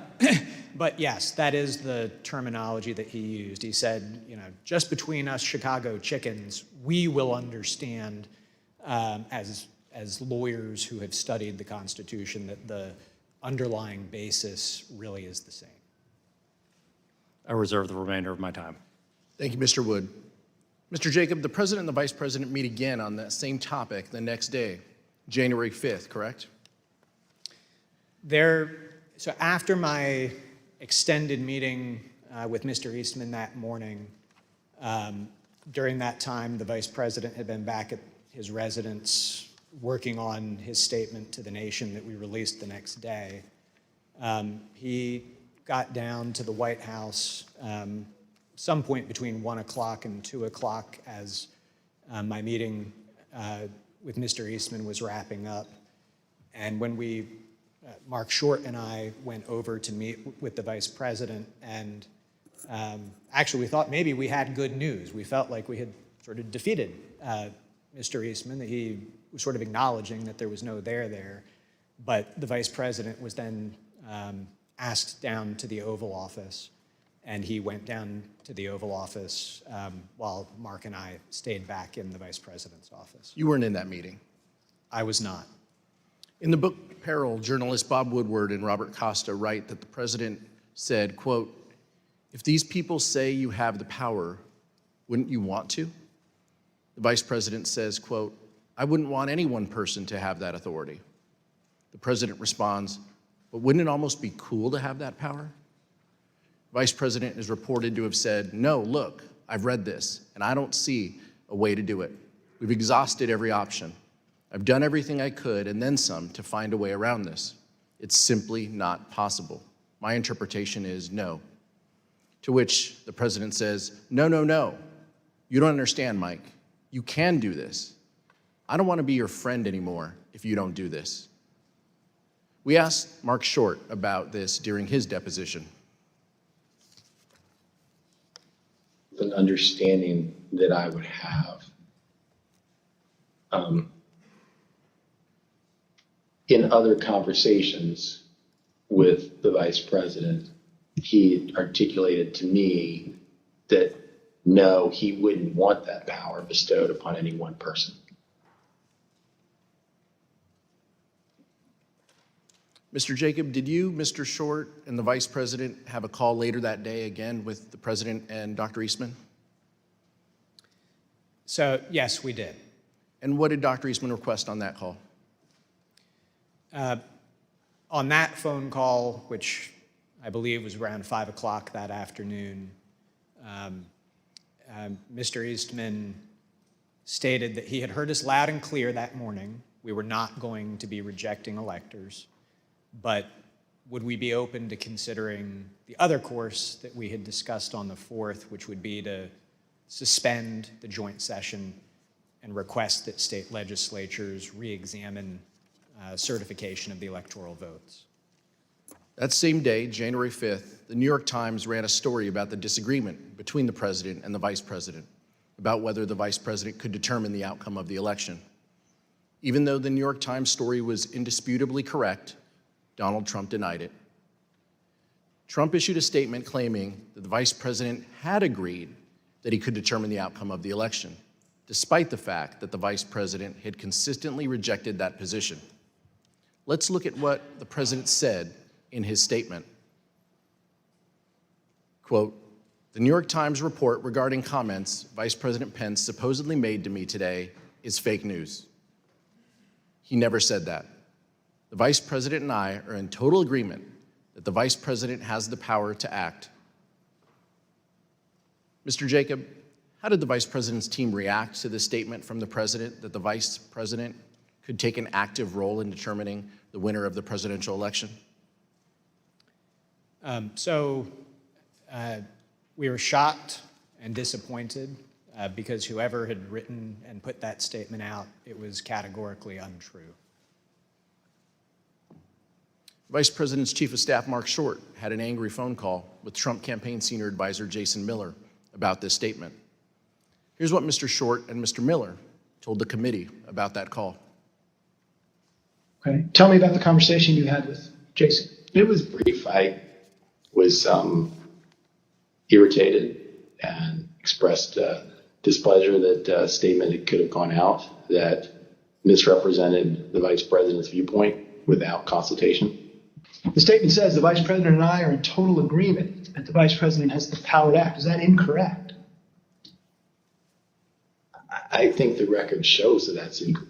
Yeah. I mean, we've been through many documents that clarify that this is not where the Vice President was. Right. So essentially, the President is sending out a baldly false statement about being in alignment, purported alignment with the Vice President, despite all of the predicate that you indicated had gone before about their respective positions. Is that effectively what happened? I interpret the statement as false. I'll let you figure out who sent it out. When Mark Short contacted you, he was upset. Is that what you said? He clearly was not pleased. Tell us what he said. What's the process for putting out a statement for a meeting where only two people were in the room? Did he ask you to retract the statement? No, I think it went right to what's the process for putting out a statement for a meeting when only two people were in the room. And he clearly disagreed with the substance, though, right? Because he said the Vice President doesn't agree with this. Trying to think what exactly he said. I mean, the tone was very clearly that he used some language to strongly infer that the Vice President disagreed with that take, but I don't remember what that language was. Did he dictate this statement? He dictated most of it. I mean, typically on these, I might have a couple of wording suggestions, or maybe I, have a sentence or a rough framework or something of that.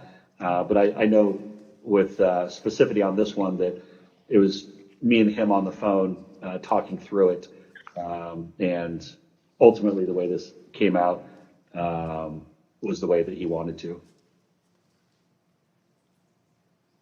The dispute between the President and the Vice President had grown to the point where the Vice President's Chief of Staff, Mark Short, was concerned that the President could, in Mr. Short's words, quote, lash out at the Vice President on January 6th.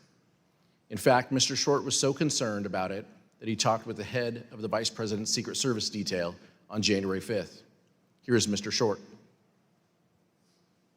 Concern was for the Vice President's security, and so I wanted to make sure the head of the Vice President's Secret Service was aware that that likely, as these disagreements became more public, that the President would lash out in some way. After the recess, we will hear that Mark Short's concerns were justified. The Vice President was in danger. Mr. Chairman, I reserve. Pursuant to the order of the committee of today, the chair declares the committee in recess for a period of approximately 10 minutes.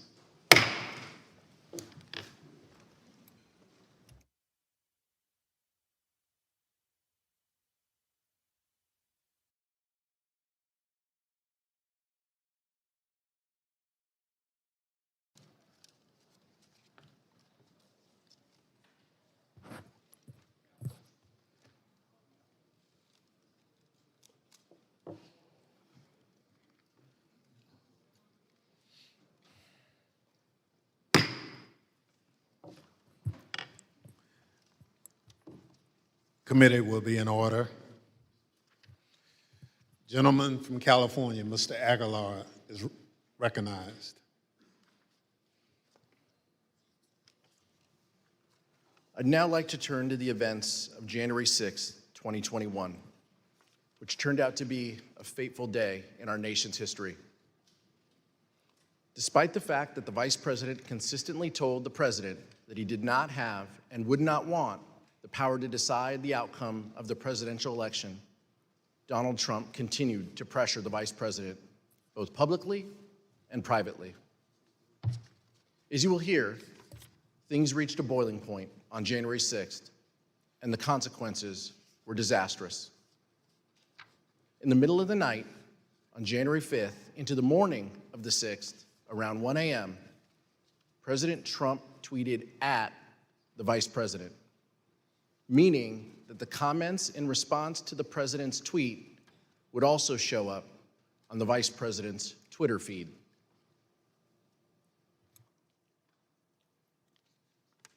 The tweet stated that the Vice President could, quote, come through for us and send it back to the states. Then around 8 a.m.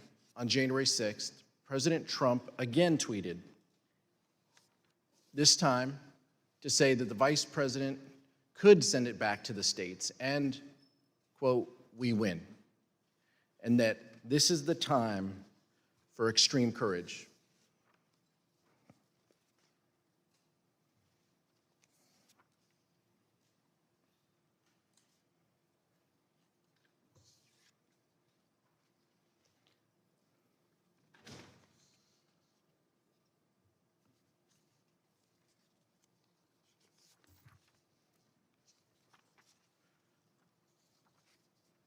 Mr. Short told us during his deposition that the Vice President started a meeting on January 6th in prayer.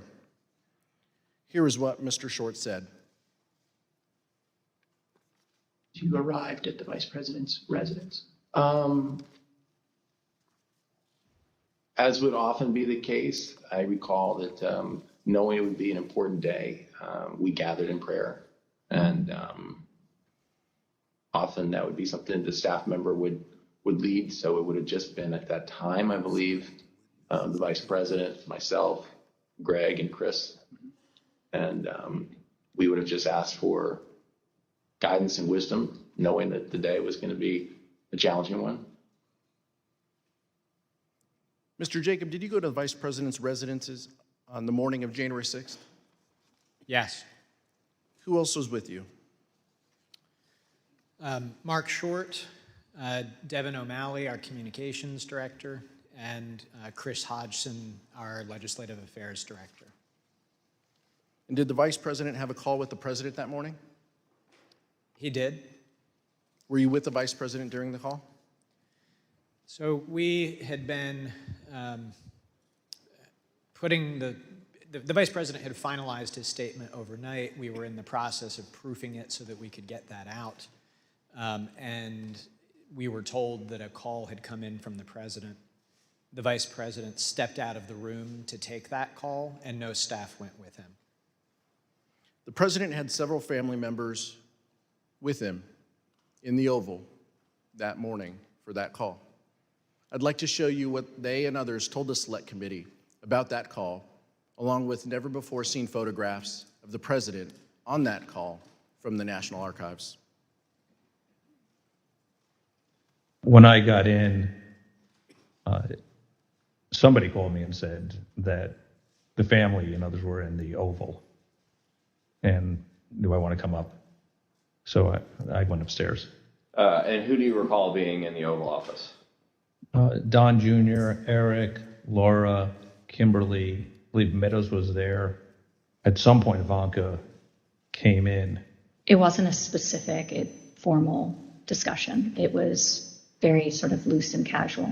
So then you said at some point there's a telephone conversation between the President and the Vice President. Is that correct? Yes. When I entered the office the second time, he was on the telephone with who I later found out to be was the Vice President. Could you hear the Vice President or only hear the President's end? Only hear the President's end. And at some point, it started off as a calmer tone and everything, and then became heated. The conversation was pretty heated. I think till it became somewhat, louder tone. I don't think anyone was paying attention to it initially. Did you hear any part of the phone call, even if just the end that the president was speaking from? I did, yes. All right, and what did you hear? So as I was dropping off the note, I remember hearing the word wimp. Either he called him a wimp. I don't remember if he said, "You are a wimp, you'll be a wimp."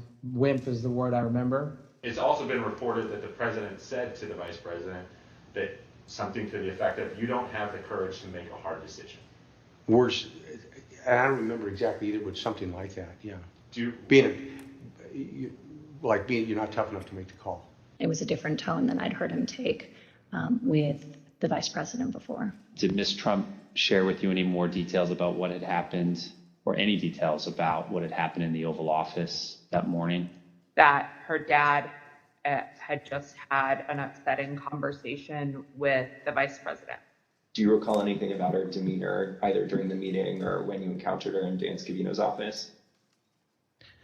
I don't remember specifically. I mean, I think she was uncomfortable over the fact that there was obviously that type of interaction between the two of them. Something to the effect, the wording's wrong. I made the wrong decision 4 or 5 years ago. And the word that she relayed to that the president called the vice president, I apologize for being impolite, but do you remember what she said her father called him? The P word.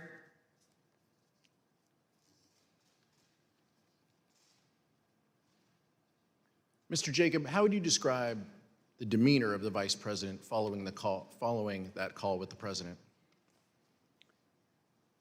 When he came back into the room, I'd say that he was steely, determined, grim. Of course, the most dangerous part of what Donald Trump did on January 6th was what he did himself. As will be discussed in detail in a future hearing, our investigation found that early drafts of the January 6th ellipse speech prepared for the president included no mention of the vice president. But the president revised it to include criticism of the vice president and then further ad-libbed. Here is what the president said on January 6th after his call with Vice President Pence. I hope Mike is going to do the right thing. I hope so. I hope so. Because if Mike Pence does the right thing, we win the election. All Vice President Pence has to do is send it back to the states to recertify. And we become president, and you are the happiest people.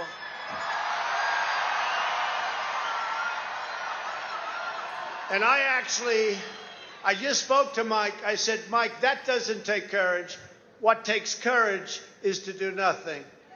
That takes courage. And then we're stuck with a president who lost the election by a lot, and we have to live with that for 4 more years. We're just not going to let that happen. And Mike Pence is going to have to come through for us. And if he doesn't, that will be a sad day for our country. And they want to recertify their votes. They want to recertify. But the only way that can happen is if Mike Pence agrees to send it back. So I hope Mike has the courage to do what he has to do. And I hope he doesn't listen to the rhinos and the stupid people that he's listening to. Of course, we all know what happened next. The president's words had an effect. President Trump's supporters became angry. When the vice president issued his public letter, the crowd at the Capitol erupted in anger. The rioters who had erected makeshift gallows began chanting, "Hang Mike Pence." Testimony in our investigation has made clear what the target of the rioters' ire was: Vice President Mike Pence. The rioters breached the Capitol at 2:13 p.m.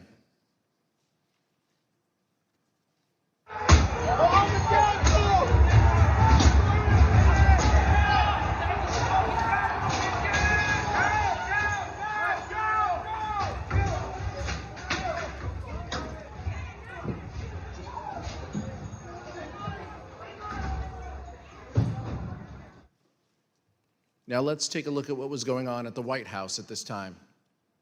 We received testimony that the President's Chief of Staff, Mark Meadows, was notified of the violence at the Capitol by 2 p.m., and likely earlier.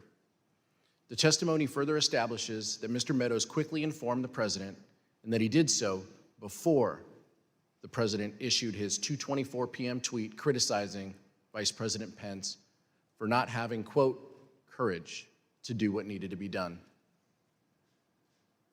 Here is what the President wrote in his 2:24 p.m. tweet while the violence at the Capitol was going on. And here is what the rioters thought. Nothing but a traitor, and he deserves to burn with the rest of them. So it's all escalated after Pence. What happened to Pence? Pence didn't do what we wanted. Pence voted against Trump. Okay, and that's when all this started? Yep. That's when we marched on the Capitol. We've been shot at with rubber bullets, tear gas. We just heard that Mike Pence is not going to reject any fraudulent elector votes.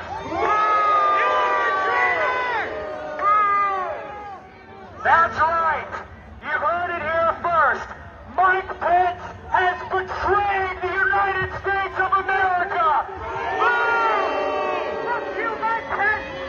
Mike Pence has betrayed this president, and he has betrayed the people of the United States, and we will never, ever forget.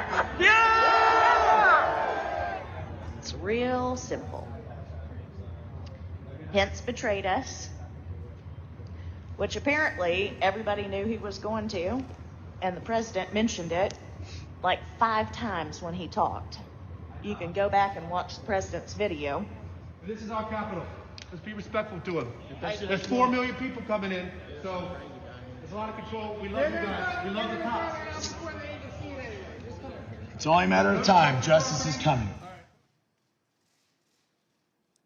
Although the President's Chief of Staff, Mark Meadows, has refused to testify before this committee, Mr. Meadows' aide, Ben Williamson, and White House Deputy Press Secretary Sarah Matthews testified that Mr. Meadows went to the dining room near the Oval Office to tell the President about the violence at the Capitol before the President's 2:24 p.m. tweet. In future hearings, you'll hear more about exactly what was happening in the White House at that time.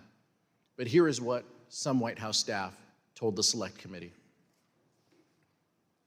Do you know where he went? Yes, I followed him down the hallway, and I followed him into the outer Oval corridor, which is the hallway between the Oval Office hallway and the outer Oval section of the Oval Office. I followed him into that little corridor hallway. I saw him walk into outer Oval. I maybe took a step into outer Oval and then left. And I don't know where he went outside of that, but it looked like he was headed in the direction of the Oval Office. You know, we had all talked about at that point about how it was bad and the, situation was getting out of hand. And I know Ben Williamson and I were conferring, and we thought that the president needed to tweet something immediately. And I think when Kaylee gave us that order of don't say anything to the media, I told her that I thought the president needed to tweet something. And then I remember getting a notification on my phone, and I was sitting in a room with Roma and Ben, and we all got a notification. So we knew it was a tweet from the president, and we looked down, and it was a tweet about Mike Pence. I believe I had sent him a text saying that we may want to put out some sort of statement because the situation was getting a little hairy over at the Capitol. And then it was common for, after I would text him, I would just go down and see him in person. You went down to speak with Mark Meadows after this. What was that conversation? Very brief. I went down and told him the same thing I have in the text that I can recall. And I don't remember anything that was said between us other than I told him that. And to my recollection, he immediately got up and left his office. Our investigation found that immediately after the president's 2:24 p.m. tweet, the crowds both outside the Capitol and inside the Capitol surged. The crowds inside the Capitol were able to overwhelm the law enforcement presence, and the vice president was quickly evacuated from his ceremonial Senate office to a secure location within the Capitol complex.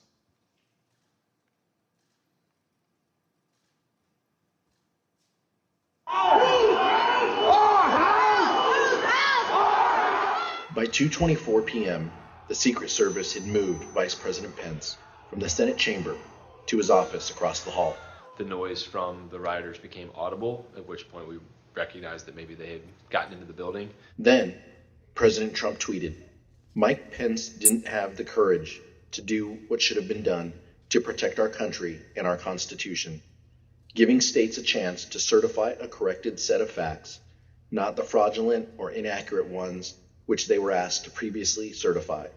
USA demands the truth." It was clear that it was escalating and escalating quickly. So then when that tweet, the Mike Pence tweet, was sent out, I remember us saying that that was the last thing that needed to be tweeted at that moment. The situation was already bad, and so it felt like he was pouring gasoline on the fire by tweeting that. 30 seconds later, rioters already inside the Capitol opened the East Rotunda door just down the hall. And just 30 seconds after that, rioters breached the crypt, one floor below the vice president. The Secret Service couldn't control the situation and do their job of keeping him safe. At 2:26 p.m., Secret Service rushed Vice President Pence down the stairs. I think they had been trying to figure out whether they had a clear route to get us to wherever it was that they wanted to move us to. We moved pretty quickly down the stairs and through various hallways and tunnels to the secure location. Upon arriving there, there was further discussion as to whether or not we were going to leave the Capitol complex or stay where we were. Vice President Pence and his team ultimately were led to a secure location where they stayed for the next 4.5 hours, barely missing rioters a few feet away. Approximately 40 feet. That's all there was. 40 feet between the vice president and the mob.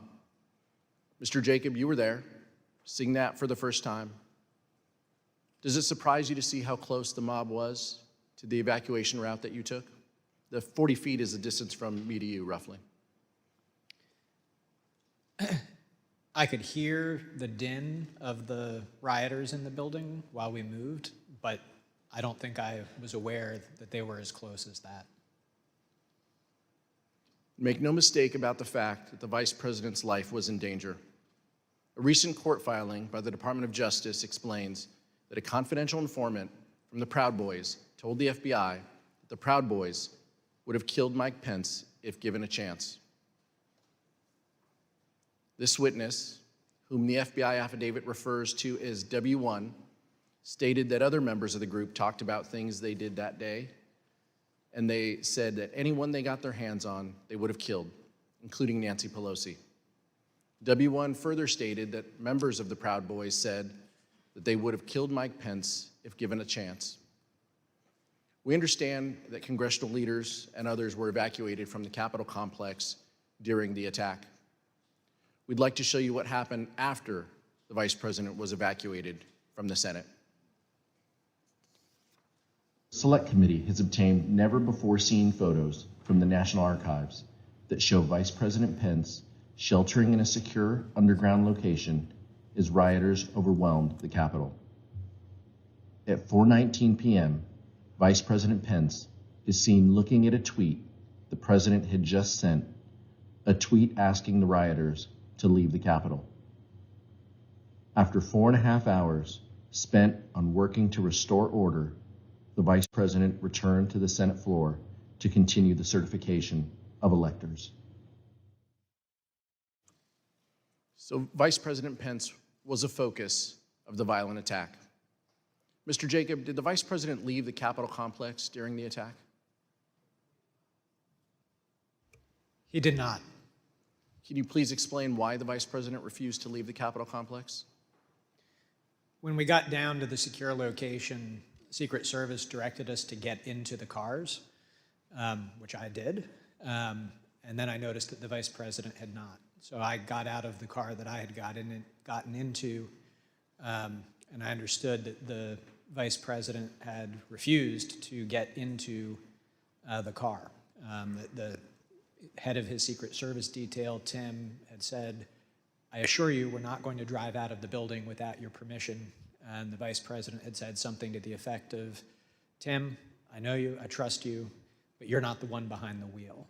And the Vice President did not want to take any chance that the world would see the Vice President of the United States fleeing the United States Capitol. He was determined that we would complete the work that we had set out to do that day, that it was his constitutional duty to see through, and that the rioters who had breached the Capitol would not have the satisfaction of disrupting the proceedings beyond the day on which they were supposed to be completed. Let me see if I understand this right. You were told to get in the cars, and how many of the Vice President's staff got in the cars while he did not? Most of us. During our investigation, we received testimony that while the Vice President was in a secure location within the Capitol complex, he continued the business of government. We understand that the Vice President reached out to congressional leaders, like the Acting Secretary of Defense and others, to check on their safety and to address the growing crisis. In addition, the Vice President's Chief of Staff, Mark Short, made several calls to senior government officials. Here's Mr. Short's testimony regarding his call with Representative Kevin McCarthy. He indicated that he had had some conversation. I don't recall whether it was with the president or with somebody at the White House, but I think he'd expressed frustration that not taking the circumstance as seriously as they should in that moment. All right. So Mr. McCarthy indicated he'd been in touch with someone at the White House, and he conveyed to you that they weren't taking this as seriously as they should. You have to answer yes or no. Yes. Okay. While the Vice President made several calls to check on the safety of others, it was his own life that was in great danger. Mr. Jacob, did Donald Trump ever call the Vice President to check on his safety? He did not. Mr. Jacob, how did Vice President Pence and Mrs. Pence react to that? With frustration. Mr. Jacob, immediately before you and the Vice President were evacuated to a secure location within the Capitol, you hit send on an email to John Eastman explaining why his legal theory about the Vice President's role was wrong. You ended your email by stating that, quote, "Thanks to your bullshit, we are now under siege." We'll take a look at that email. Now, Dr. Eastman replied, and this is hard to believe, but his reply back to you was, "The siege is because you and your boss," presumably referring to the Vice President of the United States, "did not do what was necessary to allow this to be aired in a public way so the American people can see for themselves what happened." Mr. Jacob, later that day you wrote again to Dr. Eastman. Let's show that email on the screen. In that email, you wrote, and I quote, "Did you advise the President that in your professional judgment, the Vice President does not have the power to decide things unilaterally?" And you ended that email saying, "It does not appear that the President ever got the memo." Dr. Eastman then replied, "He's been so advised." And he ends his email with, quote, "But you know him, once he gets something in his head, it's hard to get him to change course," close quote. Mr. Jacob, when Dr. Eastman wrote, "Once he gets something in his head, it's hard to get him to change course," did you understand the he in that email to refer to the President of the United States? I did. And Mr. Jacob, did you hear from Dr. Eastman further after the riot had been quelled And if so, what did he ask? Late that evening, after the joint session had been reconvened, the vice president had given a statement to the nation saying that violence was not going to win, freedom wins, and that the people were going to get back to doing their work. Later that evening, Mr. Eastman emailed me to point out that, in his view, the vice president's speech to the nation violated the Electoral Count Act, that the Electoral Count Act had been violated because the debate on Arizona had not been completed in 2 hours. Of course, it couldn't be since there was an intervening riot of several hours. And that the speeches that the majority and minority leaders had been allowed to make also violated the Electoral Count Act because they hadn't been counted against the debate time.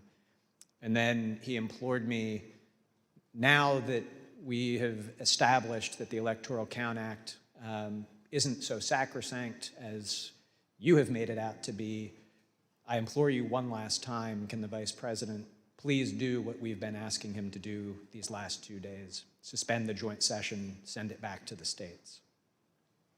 And we'll show you the text of that email, which Dr. Eastman wrote at 11:44 p.m. on January 6th. So after the attack on the Capitol and after law enforcement had secured the Capitol, he still wrote, as you described, quote, "So now that the precedent has been set that the Electoral Count Act is not quite so sacrosanct as was previously claimed, I implore you to consider one more relatively minor violation and adjourn for 10 days to allow the legislatures to finish their investigations." So even after the attack on the Capitol had been quelled, Dr. Eastman requested, in writing no less, that the vice president violate the law by delaying the certification and sending the question back to the states. Is that correct, Mr. Jacob? It is. Did you eventually share Dr. Eastman's proposal with Vice President Pence? Not right at that time, because the vice president was completing the work that it was his duty to do. But a day or two later, back at the White House, I did show him that final email from Mr. Eastman. And what was Vice President Pence's reaction when you showed him the email where Dr. Eastman, after the attack on the Capitol, still asked that the vice president delay certification and send it back to the states? He said, "That's rubber room stuff." I'm sorry, Mr. Wood. He said it's rubber room stuff? Yes, Congressman. What did you interpret that to mean? I understood it to mean that after having seen play out what happens when you convince people that there is a decision to be made in the Capitol legitimately about who is to be the president and the consequences of that, that he was still pushing us to do what he had been asking us to do for the previous 2 days, that was certifiably crazy. We know that the vice president did not do what Dr. Eastman requested because he presided over the completion of the counting of electoral votes late in that evening. The number of electors appointed to vote for President of the United States is 538. Within that whole number, a majority is 270. The votes for President of the United States are as follows. Joseph R. Biden, Jr. of the state of Delaware has received 306 votes. Donald J. Trump of the state of Florida has received 232 votes. The whole number of electors appointed to vote for Vice President of the United States is 538. Within that whole number, a majority is 270. The votes for Vice President of the United States are as follows. Kamala D. Harris of the state of California has received 306 votes. Michael R. Pence of the state of Indiana has received 232 votes. The announcement of the state of the vote by the President of the Senate shall be deemed a sufficient declaration of the persons elected President and Vice President of the United States, each for the term beginning on the 20th day of January, 2021, and shall be entered together with the list of the votes on the journals of the Senate and the House of Representatives. Mr. Jacob, we heard earlier that you and the Vice President and the team started January 6th with a prayer. You faced a lot of danger that day. And this is a personal question. But how did your faith guide you on January 6th?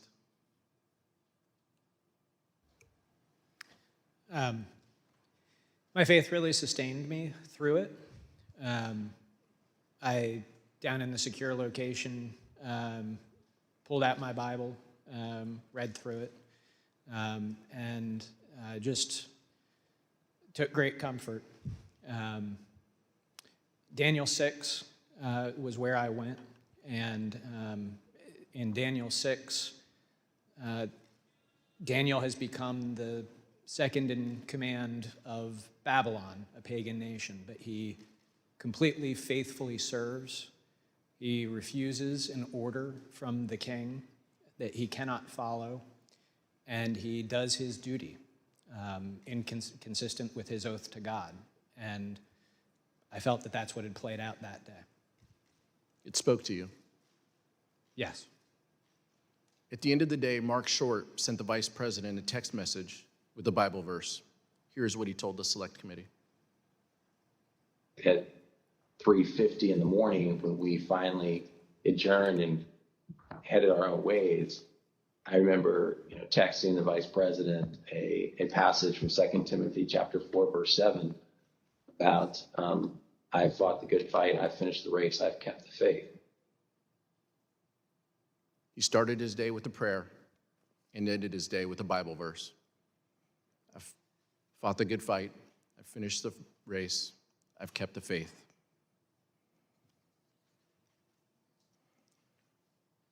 White House Attorney Eric Hirschman testified that the next day, January 7th, he received a call from Dr. Eastman. Here is Mr. Hirschman's account of that call. The day after, Eastman, I don't remember why he called me, and he texted me or called me, wanted to talk with me, and he said he couldn't reach others. And he started to ask me about something dealing with Georgia and preserving something potentially for appeal. And I said to him, "Are you out of your effing mind?" Right? I said, I only want to hear two words coming out of your mouth from now on. Orderly transition. And I screamed, I said, I don't want to hear any other effing words coming out of your mouth, no matter what, other than orderly transition. Repeat those words to me. And I screamed, eventually he said, orderly transition. I said, good, John. Now I'm going to give you the best free legal advice you're ever getting in your life. Get a great effing criminal defense lawyer. You're going to need it. And then I hung up on him. In fact, just a few days later, Dr. Eastman emailed Rudy Giuliani and requested that he be included on a list of potential recipients of a presidential pardon. Dr. Eastman's email stated, quote, I've decided that I should be on the pardon list, if that is still in the works. Dr. Eastman did not receive his presidential pardon. So let's see what Dr. Eastman did as a result when he was deposed by this committee. I assert my Fifth Amendment right against being compelled to be a witness against myself. Did the Trump legal team ask you to prepare a memorandum regarding the Vice President's role in the counting of electoral votes at the joint session of Congress on January 6, 2021? Yeah. Dr. Eastman, did you advise the President of the United States that the Vice President could reject electors from 7 states and declare that the President had been reelected? Yeah.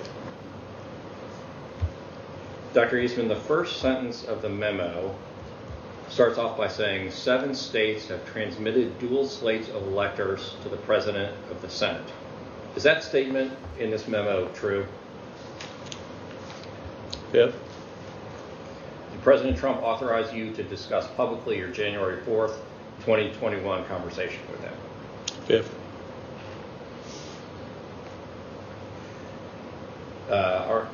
So is it your position that you can discuss in the media direct conversations you had with the President of the United States, but you will not discuss those same conversations with this committee? Fifth. Dr. Eastman pled the fifth 100 times. Finally, let's hear from a federal court judge, the only one to date who has opined on whether the president was involved in criminal activity. Page 36 of Judge Carter's ruling says, quote, based on the evidence, the court finds it more likely than not that President Trump corruptly attempted to obstruct the joint session of Congress on January 6, 2021. Page 40 of the ruling says, quote, based on the evidence, the court finds that it is more likely than not that President Trump and Dr. Eastman dishonestly conspired to obstruct the joint session of Congress on January 6, 2021. And page 44, Dr. Eastman and President Trump launched a campaign to overturn a democratic election, an action unprecedented in American history. Their campaign was not confined to the ivory tower. It was a coup in search of a legal theory.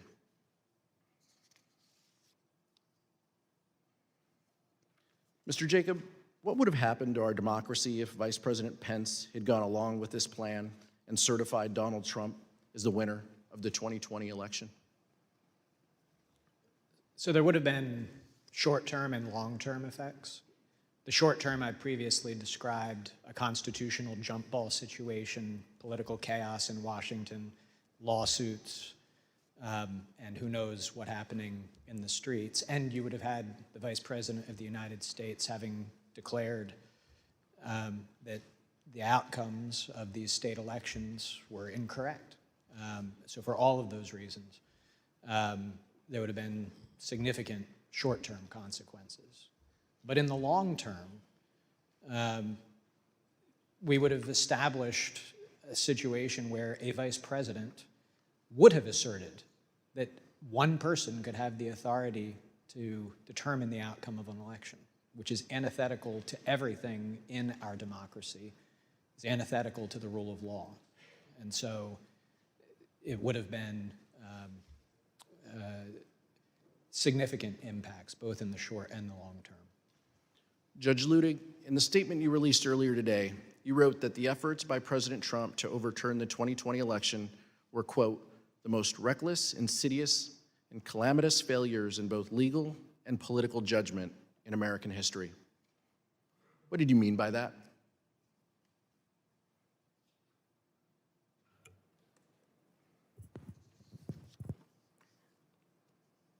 Exactly what I said, Congressman. Thank you, Judge. Thank you, Mr. Jacob. Mr. Chairman, I yield back.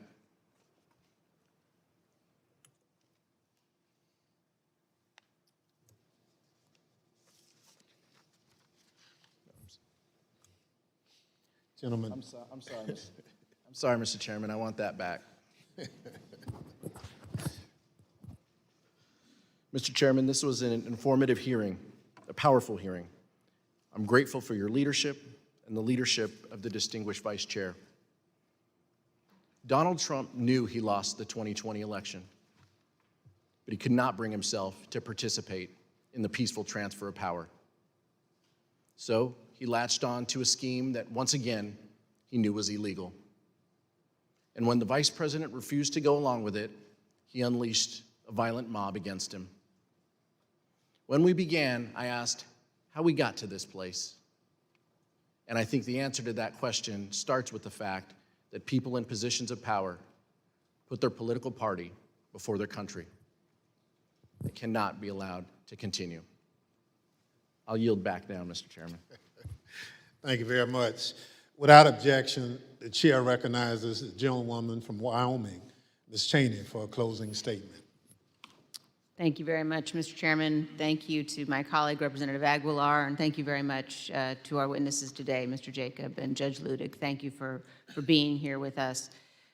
We have seen so far in our hearings that President Trump knew that his claims of a stolen election were false. You have seen that he knew that Mike Pence could not legally refuse to count electoral votes. And you have seen what President Trump did to pressure Mike Pence into taking illegal action. Over the course of our next hearings, you will see information about President Trump's efforts, John Eastman efforts, the Trump legal team's efforts to apply pressure to Republican state legislatures, state officials, and others. Judge Carter has recently written, quote, Dr. Eastman's actions in these few weeks indicate that his and President Trump's pressure campaign to stop the electoral count did not end with Vice President Pence. It targeted every tier of federal and state elected officials. We will examine all of those threats, and we will examine the Trump team's determination to transmit materially false electoral slates from multiple states to officials of the executive and legislative branches of our government. We will examine the pressures put on state legislatures to convene to reverse lawful election results. An honorable man receiving the information and advice that Mr. Trump received from his campaign experts and his staff, a man who loved his country more than himself, would have conceded this election. Indeed, we know that a number of President Trump's closest aides urged him to do so. This committee will address all of these issues in greater detail in the coming weeks. Mr. Chairman, I yield back. Young lady yields back. Judge Ludick and Mr. Jacob, our nation owes you a great debt for your knowledge, integrity, and your loyalty to our Constitution. You and Vice President Pence are exactly the people our nation needed at a critical time. You had the courage to do what was right. In the weeks leading up to January 6th, many people failed this test when they had to choose between their oath to the country or the demands of Donald Trump. But there were others who, like you, stood tall in the face of intimidation and put our democracy first. They include the judges who rejected the bogus claims of election fraud, the senior Justice Department officials who stood up to Donald Trump, and the state officials whom we will hear from at our next hearing. We are deeply grateful to your courage and devotion to our country. There are some who think the danger has passed, that even though there were violence and a corrupt attempt to overturn the presidential election, the system worked. I look at it another way. Our system nearly failed and our democratic foundation destroyed, but for people like you. Judge Ludick, I want to give you an opportunity to share your thoughts on the ongoing threat. You've written the clear and present danger to our democracy. Now is that former President Donald Trump and other political allies appear prepared to seize the presidency in 2024 if Mr. Trump or one of his anointed candidates is not elected by the American people. What do you mean by this?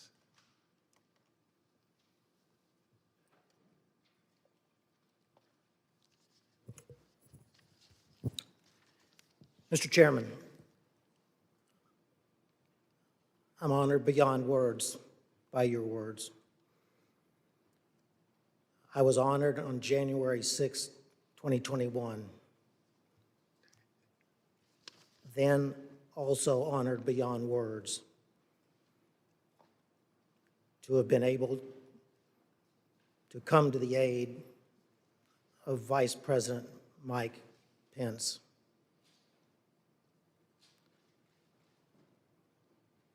I prayed that day, just like the Vice President prayed that day. I believe we may have prayed the same prayer to the same God. I prayed that same prayer with my wife this morning before I came into these hearings.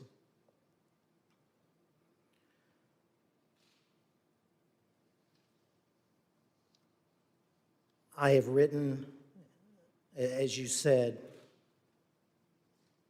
Chairman Thompson, that today, almost 2 years after that fateful day in January 2021, that still Donald Trump and his allies and supporters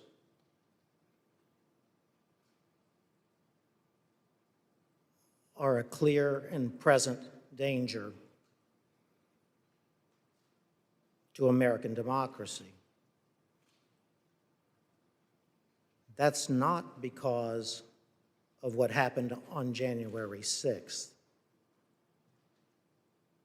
It's because to this very day, the former president, his allies and supporters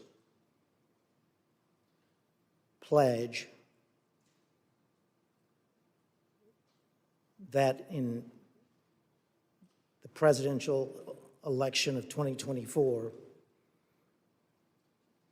if the former president or his anointed successor as the Republican Party presidential candidate were to lose that election, that they would attempt to overturn that 2024 election in the same way that they attempted to overturn the 2020 election, but succeed in 2024 where they failed in 2020. I don't speak those words lightly.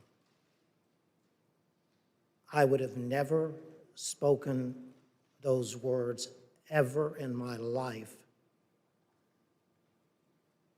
except that that's what the former president and his allies are telling us. As I said in that New York Times op-ed, wherein I was speaking about the Electoral Count Act of 1887, the former president and his allies are executing that blueprint for 2024 in open and plain view of the American public. I repeat, I would have never uttered one single one of those words unless the former president and his allies were candidly and proudly speaking those exact words to America. Chairman, thank you for the opportunity to appear here today for these proceedings. Thank you again, Judge Ludick. As a part of the Select Committee's charge to make recommendations that are informed by other investigative findings, we will be reviewing the views shared by Judge Ludick and other experts on potential improvements to the Electoral Count Act, among a range of other initiatives. I know the information we presented over the last week is shocking. The idea that a president of the United States would orchestrate a scheme to stay in power after the people have voted him out of office. We're able to present this information because so many witnesses have cooperated with our probe. But the fact is, there are more people with direct knowledge, with evidence germane to our investigation. I ask those who might be on the fence about cooperating to reach out to us. The committee's website address is being displayed behind me, january6.house.gov. There you can view the evidence we presented in our hearings and find a tip line to submit any information you might think would be helpful for our investigation. And despite how you might not think it's important, send us what you think. And I thank those who sent us evidence for their bravery and patriotism. Without objections, members will be permitted 10 business days to submit statements for the record, including opening remarks and additional questions for the witnesses. The chair requests those in the hearing room remain seated until the Capitol Police have escorted members from the room. Without objection, the committee stands adjourned. Lawfare No Bull is produced in cooperation with the Brookings Institution and Goat Rodeo. You can support Lawfare's suite of podcasts by joining our Patreon at www.patreon.com/Lawfare. That's www.patreon.com/Lawfare. You should rate and review Lawfare No Bull wherever you found us, and you should share us on all the social medias. And as always, thanks for listening.